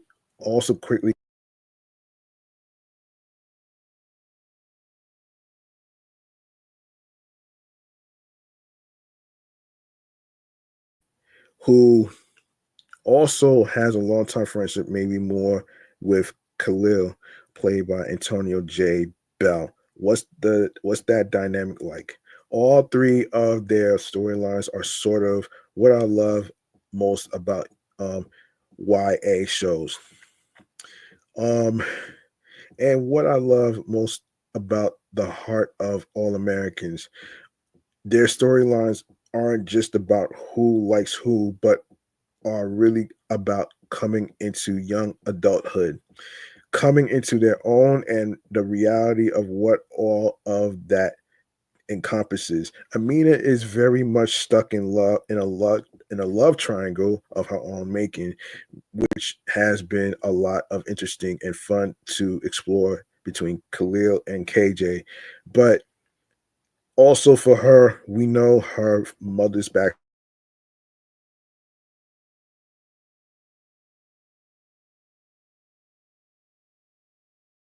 Now she's 16, at an age where young girls are looking to their mom for guidance as they are stepping into.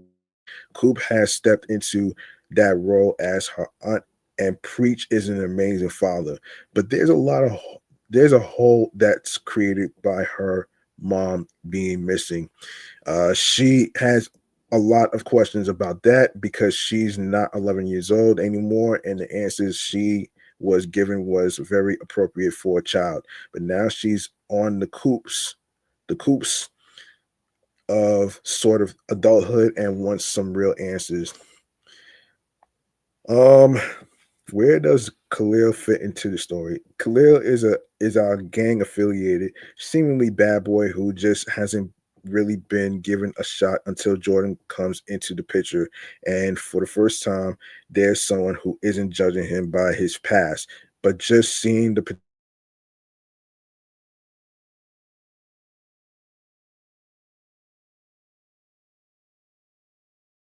in Jordan more than Jordan ever realized until he feels he sees it for himself.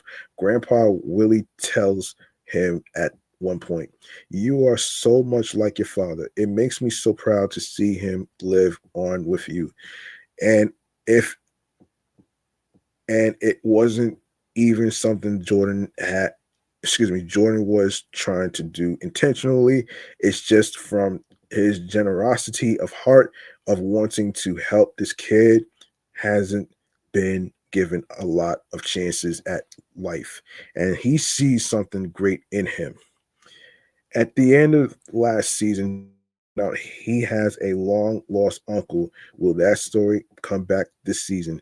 There is nothing Jordan loves more than unpacking a mystery, and there's nothing Jordan is worse at investigating a mystery. So we couldn't pass up the opportunity.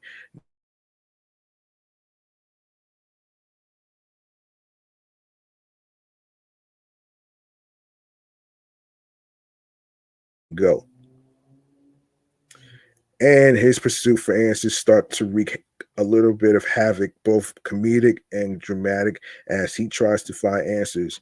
As colorful as that journey is, and as fun as that journey is, at times it's deeply rooted in him missing his father and the idea that there's an extension of Billy out there somewhere that he feels a connection and to and wants to find whether that person wants to be found or not. Lauren Hardy has joined the cast of Tor as Tori, a competitive cheerleader at Beverly. Will the show dive into more cheerleading this season? Absolutely. Lauren is doing an amazing job as Tori, and she's sort of our female anchor to Beverly in a recurring role, and also someone who catches KJ's eye very early. Competitive cheerleading is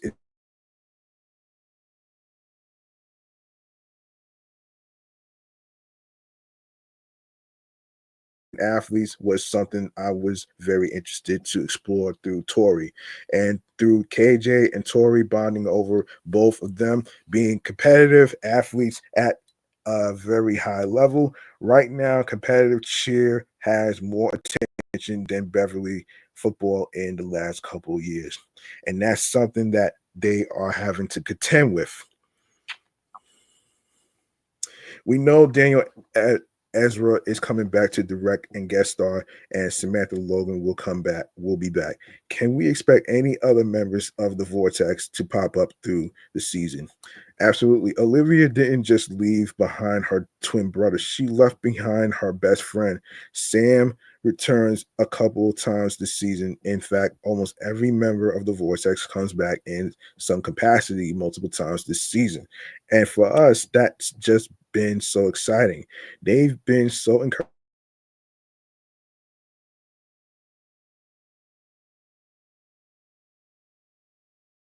all sort of transitioning into the big brother, uncle, auntie, sometimes reluctantly roles. Daniel Ezra, who is currently sitting across from me, is directing right now and um, guest starring. Da Vinci, who plays Darnell, is coming back since they are the success stories, the NFL players who made it big, but they are never going to forget where they came from. Chelsea Tavares has been back as Patience a couple of times. Monet Mazur, played by Laura Baker, had played Laura Baker, been back. Karima Westbrook, Grace plays Grace James, has come in to direct. It's literally just like we expanded the family. It wasn't that anyone was replaced. We just grew it. And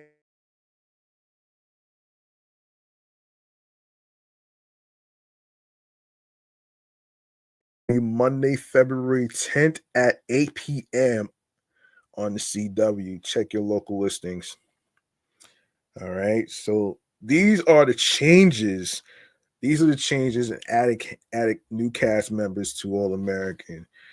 Now, for those of you who feel like that it's never going to be the same, a particular TV show like All American was never going to be the same because when the way I look at this TV show when I first started watching, it's basically on growth and evolution of all these characters. It's not like it's not like the it's not like they're not being replaced, folks. They're not being replaced. They're not being replaced. It's just that their storyline of each characters has been finished. That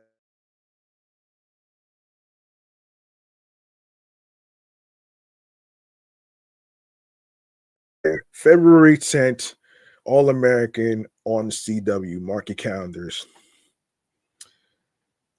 All right. Let's see. Let's see. All right. Yeah, I want to touch on DreamWorks. Let me touch on DreamWorks, man, because I haven't had a chance to do this. I haven't had a chance to touch on this actually. So DreamWorks Animation to significantly cut staff in coming months. Yeah, that's happening. That happened. So DreamWorks Animation is firing all cylinders right now. It's looking to repeat first place with Kung Fu Panda 4 at the US box office this weekend.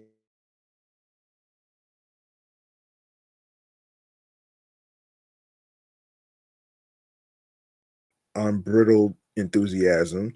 The mood inside of the iconic Glendale, California studio was glum this week as an untold number of workers were informed that they would be let go. The studio insists that no one is being laid off. It is, as DreamWorks Animation Chief Operating Officer Randy Lake put it a few months ago, an instance of downsizing through natural attrition, in which employment contracts are simply not being renewed. However, the sheer number of people whose contracts aren't being renewed has demoralized staffers and left many wondering about the future direction of the studio, where there are no specific numbers on how many people are being let go. The the number is well into the hundreds. Many departments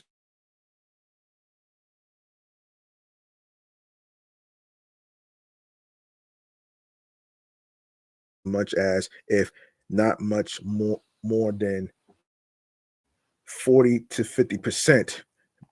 Rank and file workers at the company don't know exactly how many people have been let go outside of their own departments, and some are trying to piece together the details by comparing notes between departments. The Brew Studio declined to provide a specific figure.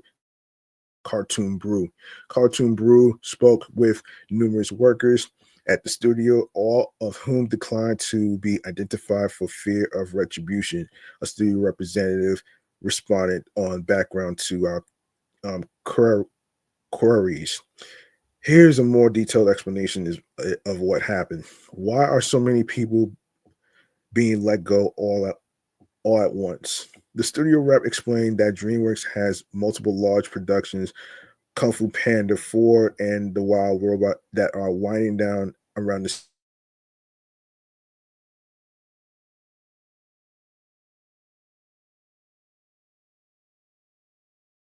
works to minimize the gaps. Sometimes the dates don't align. The departing workers who are wrapping up on Wild Robot currently have end dates ranging from mid-April through July. Um, but surely there must be more to the story.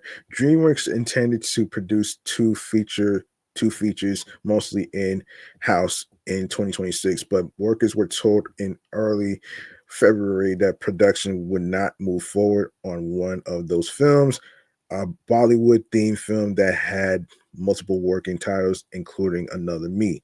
DreamWorks told Cartoon Brew that the film was never greenlit, so it wasn't technically canceled. However, multiple studios workers confirmed to us that they were told last month by department heads that there were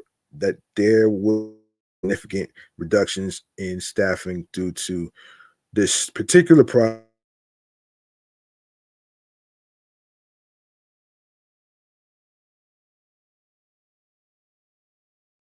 to broad audiences. A DreamWorks rep disputed this characterization and said that there were numerous reasons why a film might not move into production, with marketability being just one of those factors. Further reducing the need for staff, DreamWorks does not currently have any fully in-house production scheduled for 2025, while all of DreamWorks' films are developed in-house at Glendale. Just one of their three 2025 releases is being animated in-house. Workers confirmed that even this film will use a significantly reduced crew since the production is being split between Sony Pictures, ImageWorks in Canada, and the DreamWorks in-house crew. Will the studio rehire people who are being let go? Some workers have been told that the studio hopes to return to a normal size in 2025, but it is unlikely that it will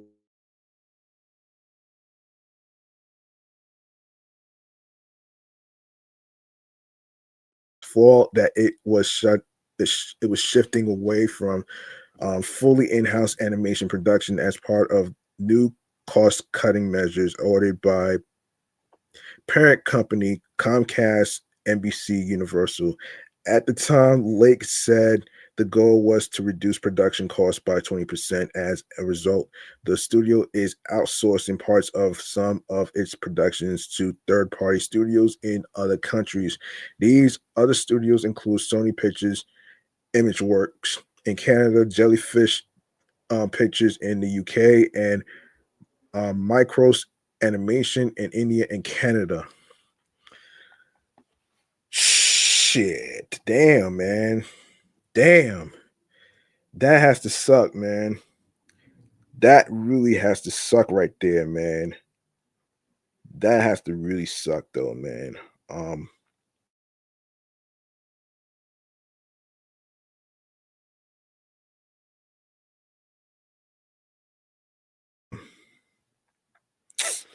yeah, more DreamWorks news, man. I want to actually get into I want to actually get into more DreamWorks stuff. Um Party City, I'm gonna actually save that topic for another time, due to time constraints. Crazy, man. Yeah, wait. Hold on a second here. Hold on a second here.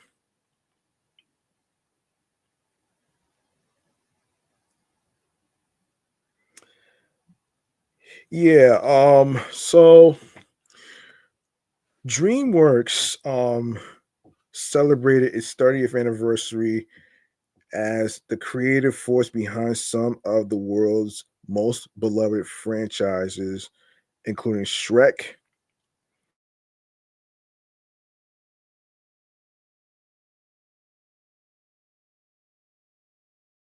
and Dragon.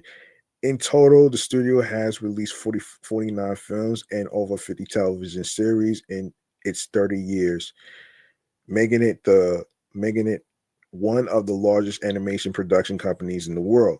So this is from NBC Universal. DreamWorks SKG was founded in 1994 by Jeffrey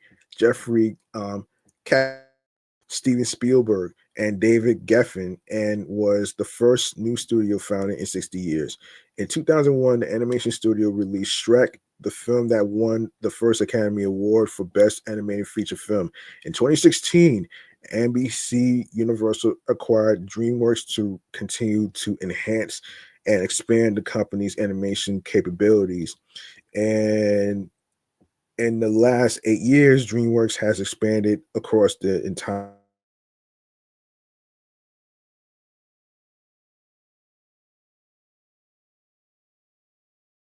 works brought to life in the movies. 30 years on, the studio and remains a leader in feature animation. DreamWorks animation has grossed more than $16 billion at the global box office, and the recent success of this year's Kung Fu Panda 4, the studio now has the most animated franchises to cross the $2 billion mark, with Shrek 3 $3.98 billion, Madagascar $2.26 billion, and Kung Fu Panda $2.36 million. Wow. Wow.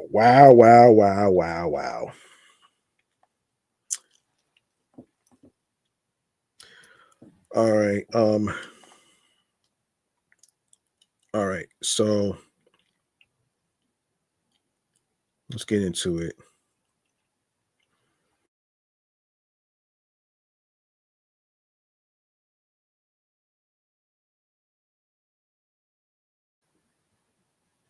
Yeah.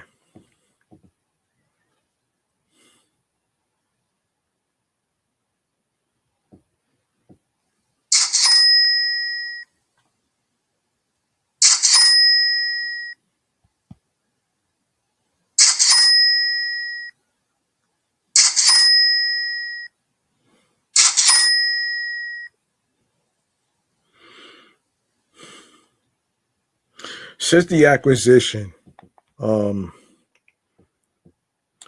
DreamWorks has released 12 films, including How to Train Your Dragon, The Hidden World, Abominable Trolls World Tour, The Cruise, A New Age, Spirit Untamed, The Boss Baby, Family Business, The Bad Guys, Puss in Boots, The Last Wish, Ruby Gilman, Teenage Kraken, Trolls Band.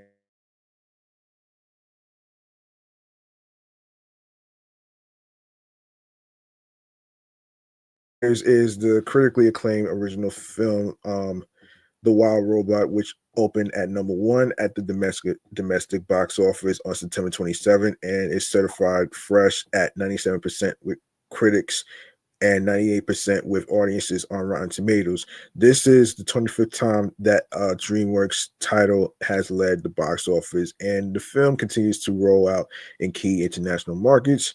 DreamWorks has an exciting upcoming slate of films, including Dogman, which is out right now, actually, on January 31st, 2015. The Bad Guys 2, August 1st of this year. Gabby's Dollhouse, the movie, September 26th. And 25 years later, 25 years after his game-changing debut, Shrek will return to theaters in Shrek 5 on July 1st, 2026. Producing creatively ambitious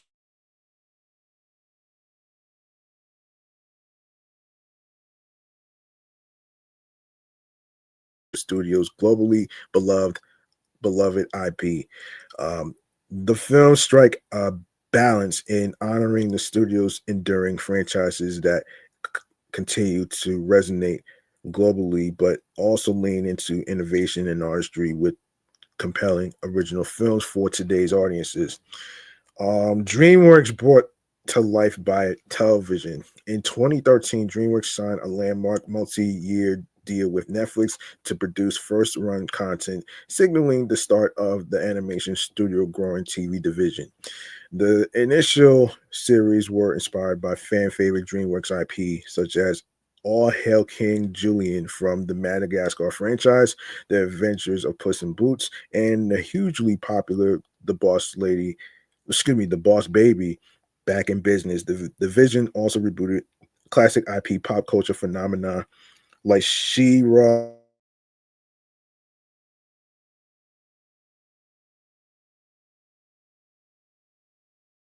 like Guillermo del Toro, who's in the late night talk show Jimmy Kimmel, to shepherd epic original passion projects like the Troll Hunters and Tales of Arcadia trilogy. A division that began with a historic deal with Netflix has since grown to create and produce award-winning kids and family series for nearly every major streamer, including Peacock, Hulu, Prime Video, and Apple TV. Expanding into the NBC Universal ecosystem, DreamWorks has created 4 series with Universal IPs such as Fast and the Furious, Spy Racers, Jurassic. I didn't even know about Spy Racers. I didn't see that. Jurassic World, Camp Cretaceous,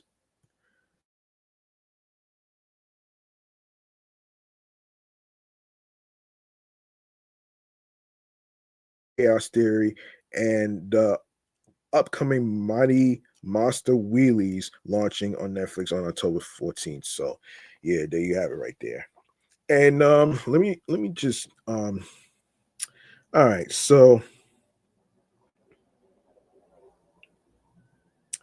all right. I want to get into let's get into a little technology here. All right, let's get into a little technology topic here, actually.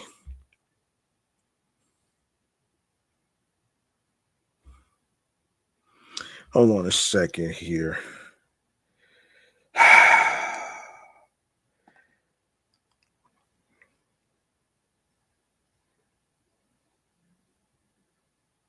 All right, let's get into a little technology here, man. And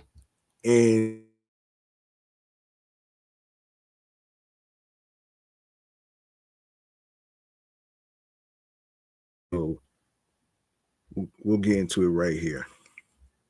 So we'll get into it right here. All right, let's do this.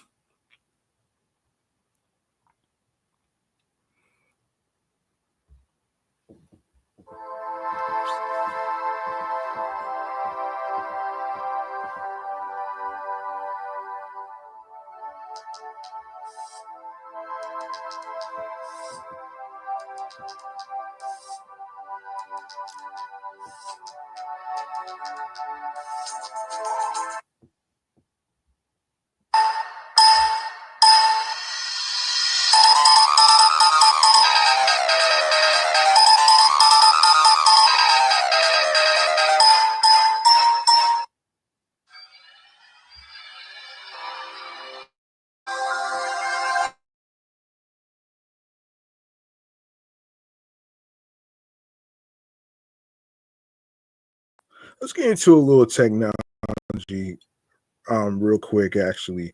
So, according to Hip Hop Wired, hip hop has evolved tremendously in its 50 years of existence. Technology is one of the main factors that helped the art form become the beast it is. The music genre is not just known for the hit records and other big moments that kept us talking throughout its 50-year history. It has also impacted our culture in many ways. No music culture genre affects how we think, dress, talk, eat, drink, and socialize like hip hop does. Its impact is felt not only in the United States but also globally. But to blossom into the billion-dollar behemoth, it is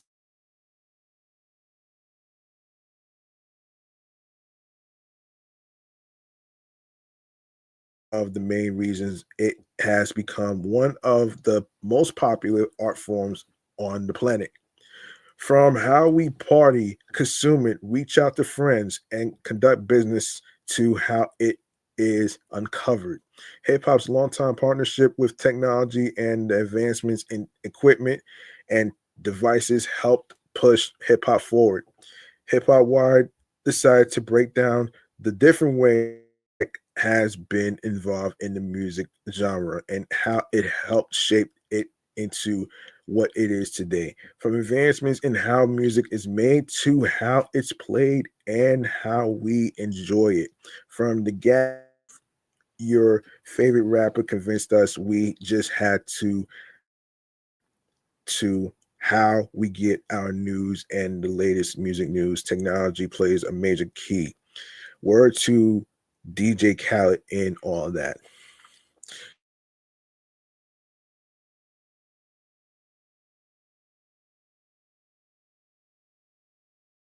And continued influencing hip hop. Number one, how hip hop's hits are made. Okay, crafting infectious hits that stay on repeat has evolved greatly in hip hop's 50 years of existence. Before we had drum machines, DJ Kool Herc unknowingly sparked a revolution while spinning records at a house party in 1973 when he added a second turntable to his DJ rig. How was the significant?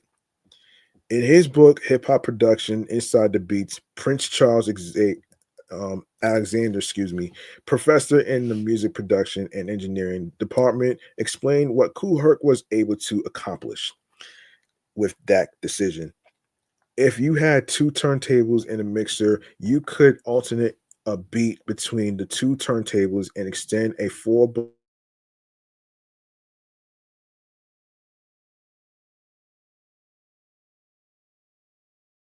record, you could extend that musical pattern to infinity, Alexander writes. You can listen to a recording of Herc's innovation on the thumb. We jumped to 1979, and the Sugar Hill Gang showed the world no DJ, no problem. They performed their iconic hit "Rapper's Delight," backed by a live band, allowing them and the genre to reach bigger audiences. The limited DJ experience at the time couldn't. By 1981, with the introduction of the drum machine, hip hop fully embraced technology, expanding the reach of the DJ and putting the genre on the path to commercial success and opening the door for more rappers and producers to get in the game. The first three machines, Lynn LM1, Roland TR-808, and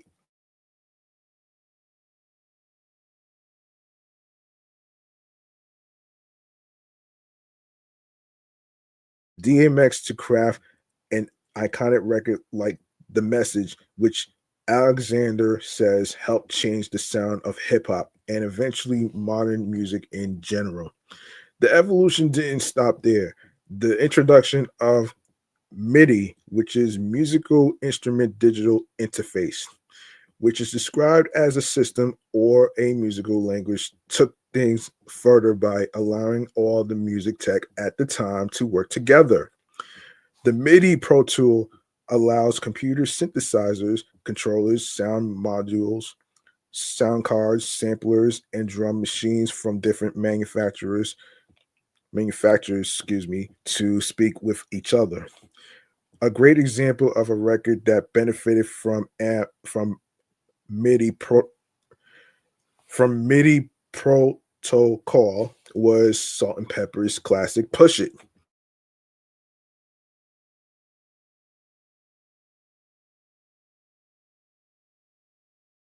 songs and incorporate them into new compositions. Ice Cube's 1993 hit "It Was a Good Day," one of my favorites, which brilliantly sampled "Footprints in the Dark" by the Isley Brothers. It is a great example sampler being used to perfection. Later on down the line, super producers like Kanye West, Just Blaze, and others would take sampling to greater heights.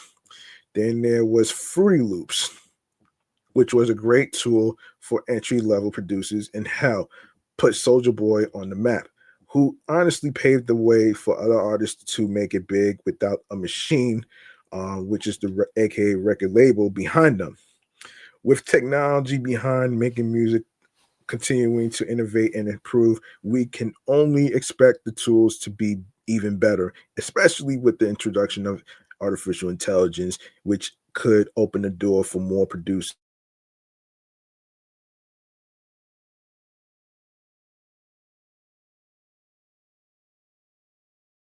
using the same recycled bullshit ever.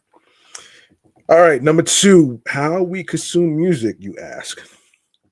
No genre of music was more innovative in releasing its product than hip hop. Debate your aunties on that.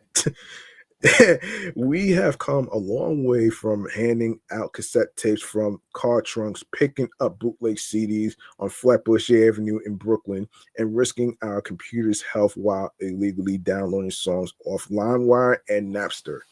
We are now in a digital age, and hip hop evolved to take advantage of it. To his credit, Mr. First to do everything, Soldier Boy definitely was an innovator when he took advantage of the ringtone era, specifically with Snap Music.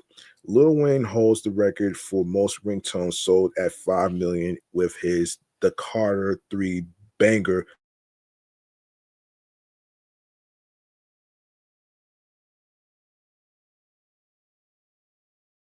showing your age. And their place is having your songs played on social media platforms like TikTok or Instagram Reels, which is now helping break new artists in. Whether those artists are good and have staying power is another issue. Speaking of ringtones, Jay-Z, who was ever so innovative, partnered with Samsung to have his album Magna Carta Holy Grail available to Galaxy S3, S4, and Note 2 phones owners via in-app. Hova made history with Move as the album went platinum out the gate.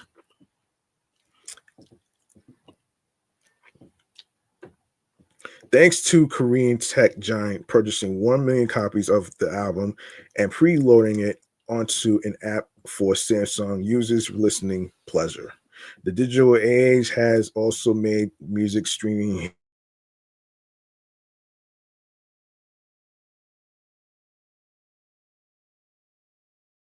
entitled. Speaking of title, Jay-Z led a bunch of artists, including his former homie Kanye West, Alicia Keys, his wife Beyonce, and more to sign onto Tidal, presenting it as an artist-friendly streaming service that would not only supply users with quality sounding music and experiences, would also ensure artists were getting compensated adequately for their songs being streamed. We all know how that played out. Jay-Z sold his majority stake in Tidal, and we have no clue what the other artists involved did. However, the platform is still a thing, and streaming is still massive with artists like Drake, Kendrick Lamar, Nicki Minaj, and Megan Thee Stallion making dominating DSPs. DSP, what the hell is DSPs? Hold.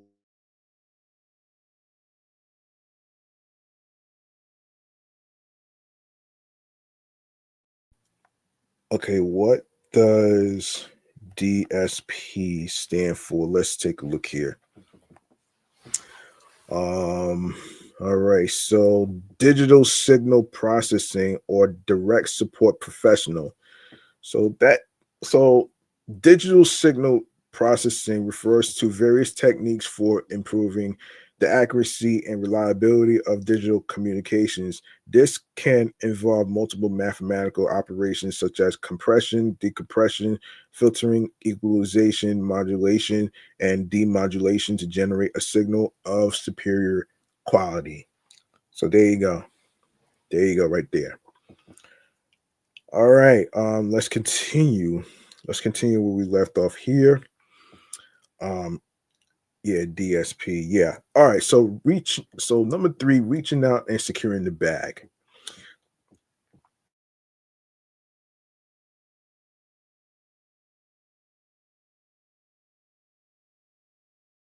Just set the trend was with communication devices. Before everyone walked around with smartphones in their pocket, your favorite rapper had a pager on their hip, plenty of quarters in their pockets, and access to the nearest payphone to reach out to someone or secure the bag. Yes, we know the absolute struggle. Before Apple and Samsung, Motorola was the king of the cell phone market. Gordon Gekko, Wall Street, and Zach Morris, Saved by the Bell, showed up with the legendary Motorola Dynatac 8000X, sparking interest in owning a phone you could carry around with you all the time. Unfortunately, that technology, while groundbreaking, was a bit cumbersome and not all that mobile because honestly, who's traveling with that big ass phone?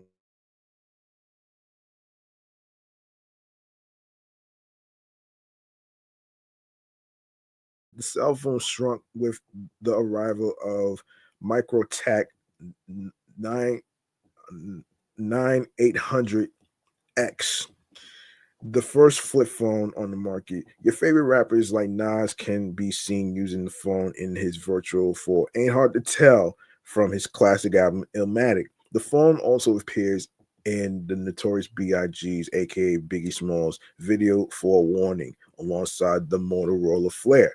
1996, the Motorola Spartak the Motorola StarTAC came through and shook the building and was eventually one up by the sleeker Time Port. If you were a baller, you definitely also had the matching Motorola two-way pager as seen in the videos for Jay-Z's I Just Want to Love You, Give It to Me, and Fabulous's Young and Holla Back. What made the two-way pager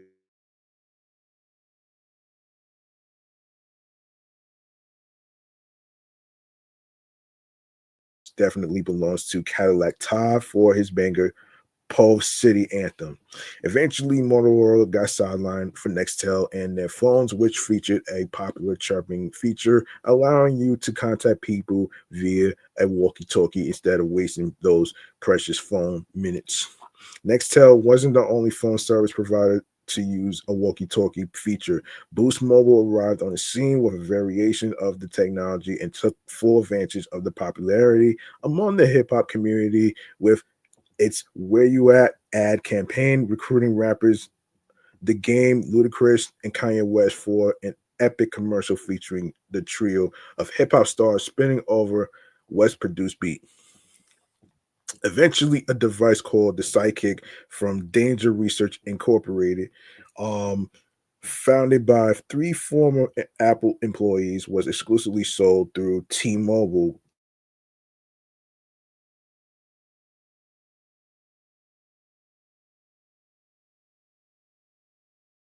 to AIM, which is what is it? AOL Instant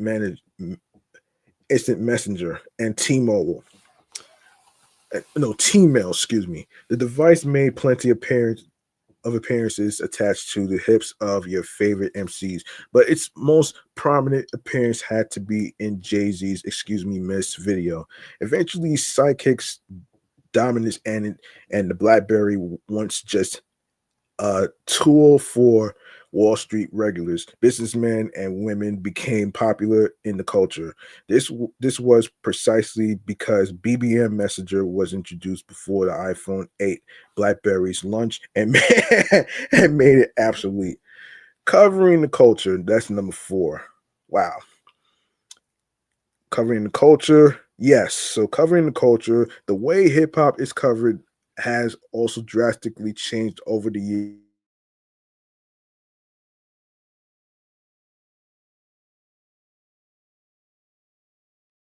up to speed on what was happening in the culture through his iconic show Video Music Box, which I will be tuning in tonight at midnight every Saturday. MTV came around with Yo MTV Raps, which only aired on MTV Europe from 1987 to the mid 90s and MTV US from August 1998 to August 1995. Fab Five Freddy was the original host before Dr. Dre and Ed Lover took over on weekdays, with Fab Five Freddy holding down hosting duties on the weekends. BET would have its own hip hop oriented shows with Rap City, hosted by Big Tigger, which is blessed with some classic freestyles and BET Uncut. Then came the internet and the blog era with websites like Miss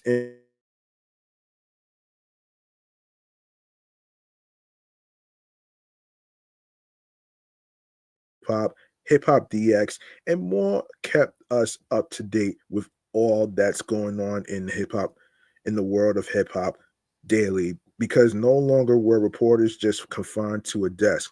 They could report on events, concerts, and other shenanigans on the spot if the situation called for it. But that has all changed. While websites like ours are still alive and kicking, podcasts and now Twitch streams have taken over. Yes, it did. The late great Comeback Jack, born Reggie Ossie, was the pioneer and widely considered to be hip hop's flagship podcaster with the Combat Jack Show. Other shows like the Joe Budden podcast, I don't even listen to that shit. Rap Radar, Drink Champs by Nori and DJ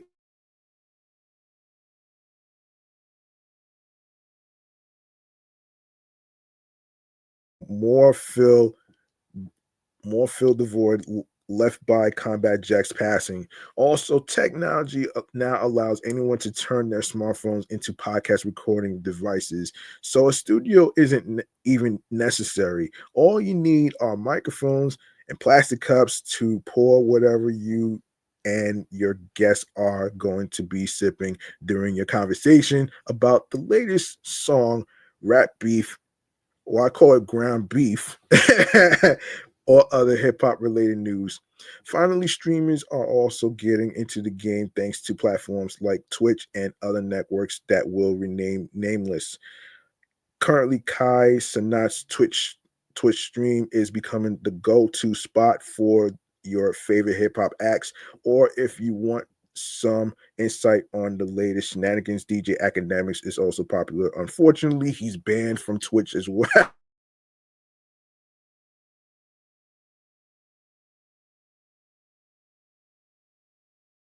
Changing whether the old heads like it or not, so it's time to adapt or get left behind. See, this is what I was trying to tell. This is why I try to tell certain people, including my cousin from Rosedale, Queens, though, man. You're not going to see the same people, the same people from the late 1970s, 1980s, and the 1990s. You're not going to see those same people again. And with technology, if it was funny, I didn't even know technology was involved in hip hop until I saw this article right here from Hip Hop Wired. Good thing I saw that article because when I think of hip hop, I think of growth, the growth. You know what I'm saying? And now this year it's like turning 52 years old. You know what I'm saying? That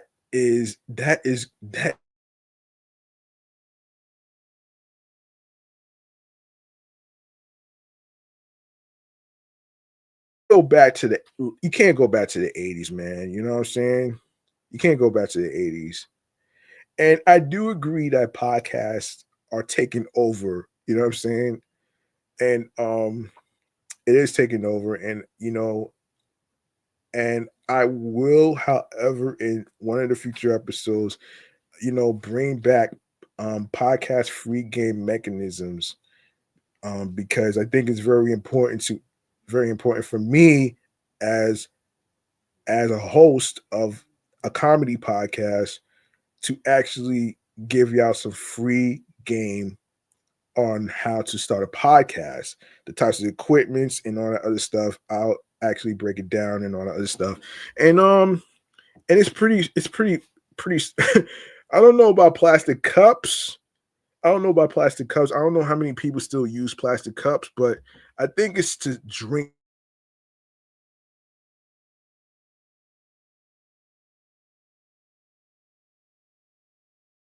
You know what I mean? I don't really use plastic cups. I mean, people like Nori and DJ EFM, they use plastic cups, man. So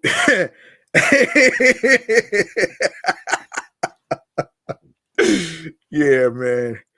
So that's pretty much it, man. I want to go into one more segment right here, man, involving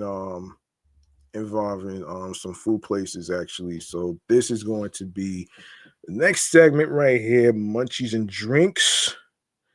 Munchies and drinks actually. So I'm gonna actually get into it right here, actually. Yeah, we're gonna get into it right here, actually. Let me see. Hold on. Let me do this.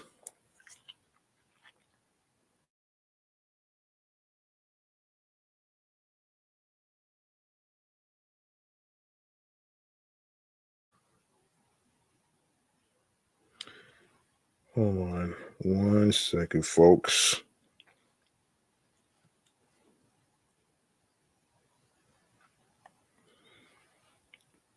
All right. Here we go.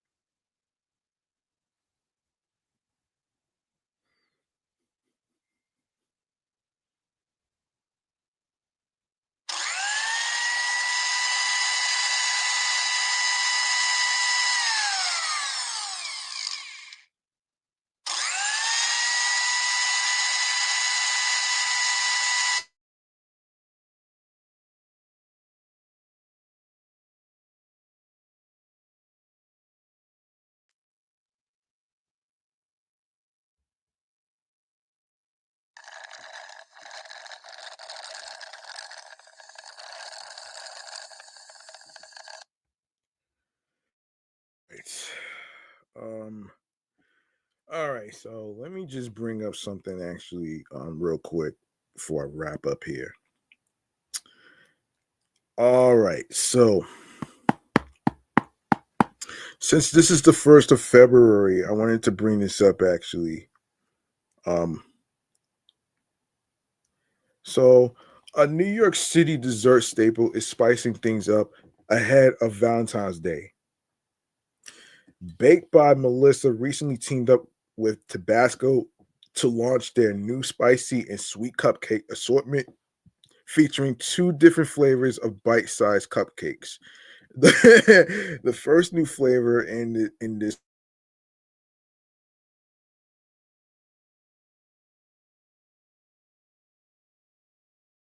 Tabasco sauce icing,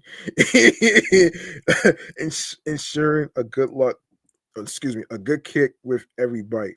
The second flavor is a triple chocolate fudge cupcake made with chocolate cake stuffed with Hershey's fudge and topped with chocolate icing, and mini chocolate chips to complement the spice of the first flavor. Oh wow. Oh wow. Wow. Wow. Wow.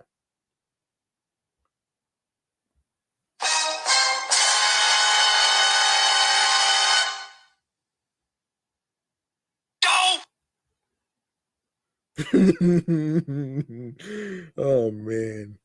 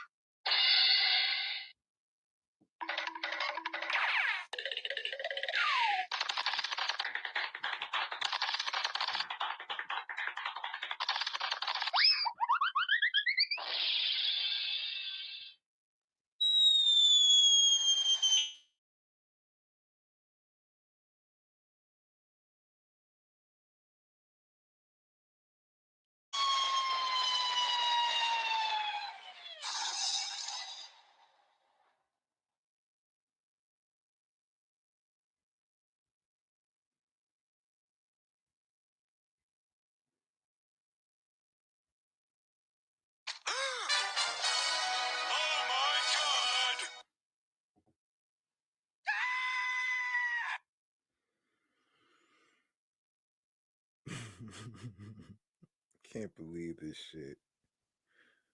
Cupcakes with hot sauce.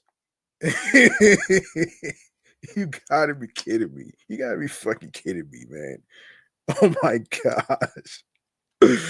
So, all right. So the Tabasco and the Tabasco X baked by Melissa will be available as a 6-pack for $10.25 and as a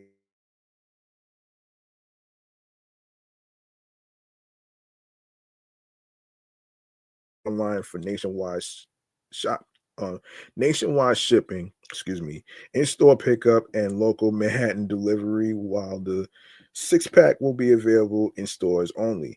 And if you are not a fan of spicy, fear not. Baked by Melissa's sweeter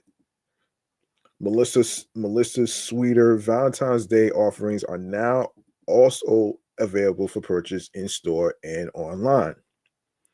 For more information or to buy online, you can visit bakedbymelissa.com. That's www.bakedbymelissa.com. All right. Oh my gosh. Oh man.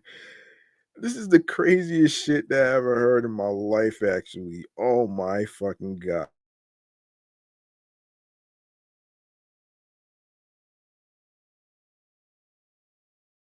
Wow. Oh man. Um, I'm not even gonna hold you, man. That's not something I would try at home. That's not something I would try at home, actually. It's just not something. It's not something you would do, though, man. You know what I mean? Um, oh man, this is crazy. This is so crazy, man. You know what I mean? Yeah. Also,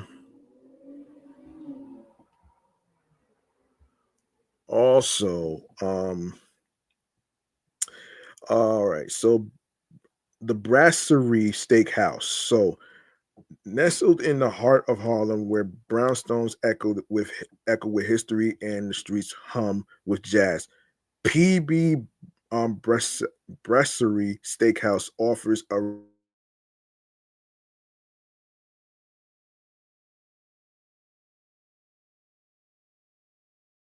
um size situated perfectly between the iconic Apollo Theater and Marcus Garvey Park. This new venue is poised to become a beloved local gem. PB PB Brasserie isn't just a restaurant, it's an escape, a journey to a bustling bistro along the sign without ever leaving New York. From the moment you step inside, greeted by the clinking of martini glasses, the aroma of butter and garlic, and a sense of intrigue that promises a night worth savoring. Um, Escargot, a love letter to garlic and butter. At PB Brasserie, the escargot is not just a dish, it's an ode to decadence,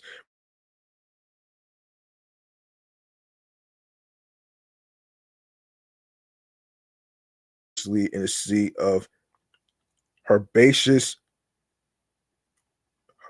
herbaceous garlic butter, so rich you'll want to bathe in it. Now, I don't know about that one right there. um, Each bite is a revelation, a perfect balance of earthy, briny, and buttery notes that transport you straight to the cobblestone streets of Mont Montmartre. Forget the cliches. Here, snails become a culinary seduction. They're delicate, old, and bits of butter and parsley. Ew! I'm not eating fucking snails. Get out of here.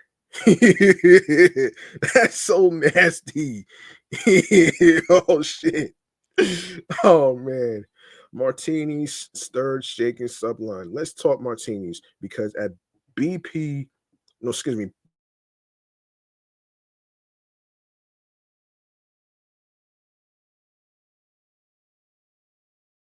gin variety or the dangerously smooth espresso martini, you'll find yourself falling under the spell of their mixology mastery. Um, each class arrives chilled to perfection, a crystalline beacon of sophistication. The dirty martini with just the right splash of olive brine might just convince you that no meal, French or otherwise, is complete without it. From Chef Seiss, a culinary vision realized. PB Brasserie Steakhouse is the manifestation of Chef Seiss's culinary vision. Building on the success of Ponte Bistro, he brings a refreshed approach to Harlem's food scene, blending blending par- blending Parisian flair with the neighborhood's vibrant energy. The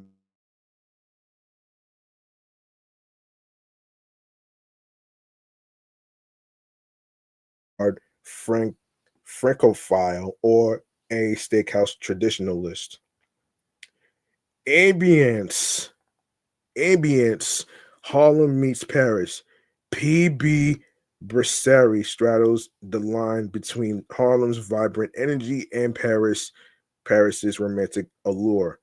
The space is an artful blend of old world charm and modern elegance, with vintage mirrors, warm lighting, and plush seating that invites you to linger. The crowd is as eclectic as the neighborhood itself. Artists, foodies, and the occasional celebrity all rub elbows here, drawn by the restaurant's promise of unpretentious indulgence. In the final toast, PB Brasserie Steakhouse isn't just about food, it's about creating moments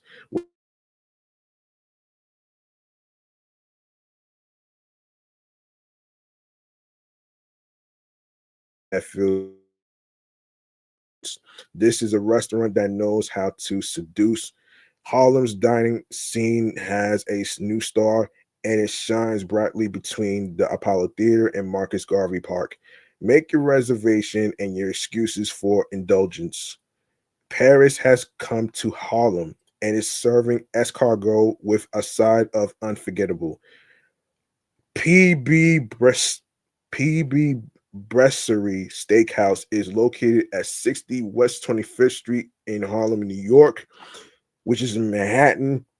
Reserve seats via open table or by calling 646-918-6874.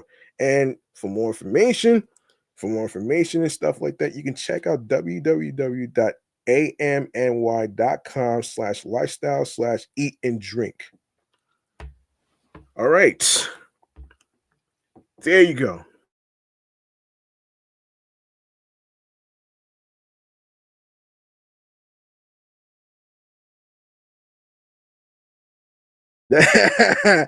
Oh man, that is not gonna work for me, man.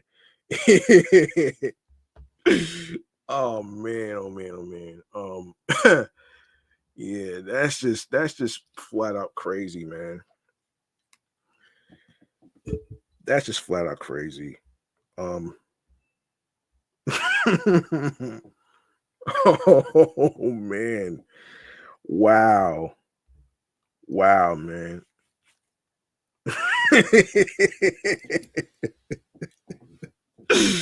Oh shit. Oh man. All right. All right. I think I'm gonna wrap up right here, right? I'm gonna wrap up right now, actually.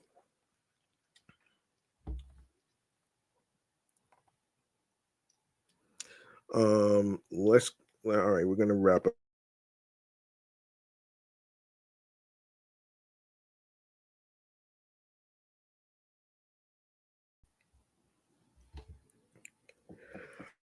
Voices on the go. Let's go. Okay, make sure you follow Off the Meat Rat Chainz New York Avenue podcast on Blue Sky Social. Facebook, Threads, alongside with other podcast shows that I do. That's also on Threads, and myself is also on Instagram as well. Excellent Fun Vibrant Talks podcast, my sports platform. And of course, be sure to also follow my other podcast, my entertainment review show, Meticulous Vibe Juice Podcast. I just so 138. I didn't get a chance to drop it because it was getting late. I will drop it on Friday of next week. Um, and yeah, I'll and also you can follow your host with the most also on Threads.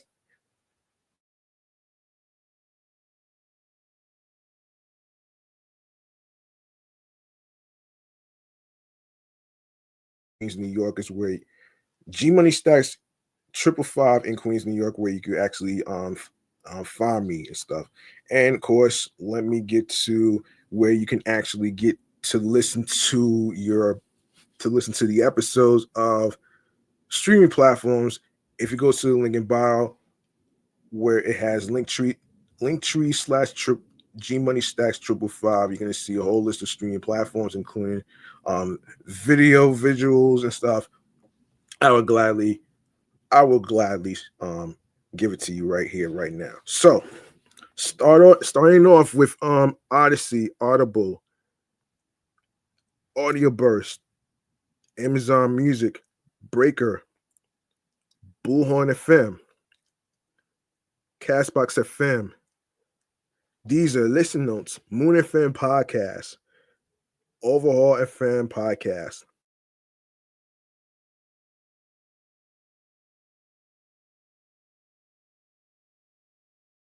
Panorama Podcast Index, Podcast Addict, Podchaser, Podverse, Podcast Guru, Podvine, Snipped, Spotify for creators. You can also comment on Spotify for creators as well. Tell me what you think about the topics in today's episode, and of course, be sure to you can also listen to the episodes on TuneIn Radio, Fountain, Radio Public, iHeartRadio, the number one app where you can listen to your favorite music artists, singers, rappers, radio stations, um, even episodes, podcast episodes for free. You don't need to. You don't need a credit card or debit card to download iHeartRadio. All you need to do is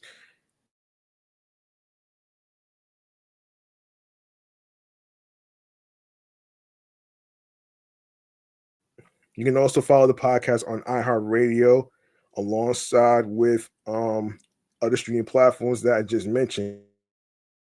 And and of course, do the same with YouTube. Make sure you go ahead and subscribe to the YouTube channel G Money Stacks 555 for more live video episode, live stream recordings. If you like what you heard in today's episode as far as the topics, tell me what you think about the topics in today's episode in the comments below on YouTube. You can also do the same on Spotify for creators. Leave a like if you enjoyed the episode videos and stuff. It helps the channel grow and all that other stuff. Spread the word. Tell a friend. And of course, you can add the podcast to your playlist, whether you are on the go, to work, college,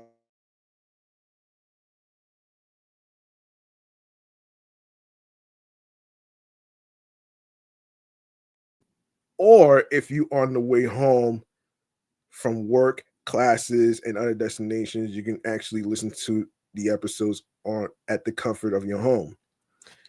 All right. And also be sure to enable alerts so you don't miss out on any new episodes whatsoever.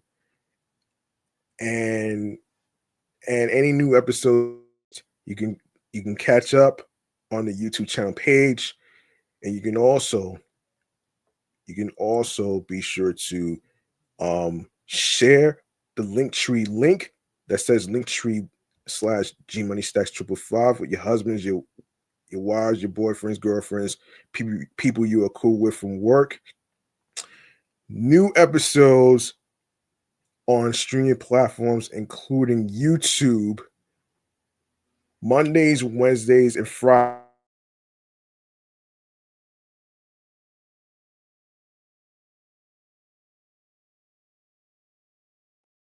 Whenever you get to listen, stream, and watch your podcast. All right, I'm about to roll up out of here, man. I'm your host with the most, G Money Stacks, aka the Gregonator. Thank you very much for listening to the 379th episode of Off the Meat Rack Chainz New York Avenue podcast titled Hot Dogs, dedicated to National Hot Dog Day. Remember, the grind doesn't stop. Hard work pays off. If you want something, you have to work hard and earn it. It's not going to be given to you on a fucking silver platter. And of course, be sure to find your skill, follow your goals and dreams, and do what makes you happy creatively, mentally, emotionally, physically, and spiritually.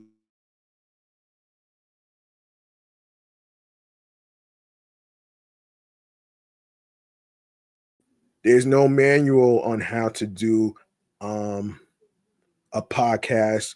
There's no manual on how to follow your goals and dreams, your heart and desires, and your journey.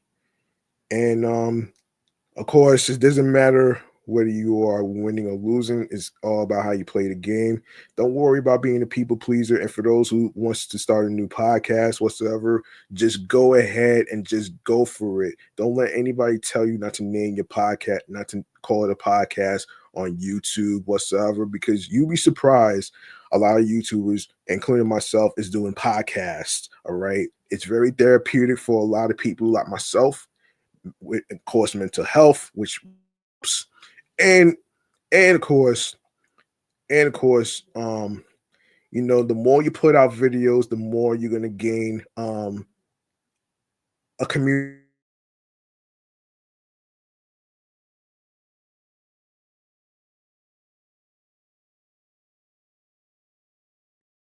Don't let anybody stop you from doing what you love to do, whether it's podcasting, whether it's radio personalities, whatever it may be, man. All right, I'm about to be out of here, man. I'm signing off. I'll see y'all next time. Topics, and of course, stay tuned, because next time I have a bone to pick with DDG, who's talking shit and talking down to 9 to 5 hard work myself. So stay tuned for that, man. Take care of yourselves, man. Have a nice weekend. Be careful. Stay safe. I appreciate every single one of y'all who took the time to listen, stream, and watch. And be sure to share the videos as well. Very important. That helps the channel. And yeah. And yeah, man. Peace and one love, man. Appreciate y'all. See y'all on the flip side.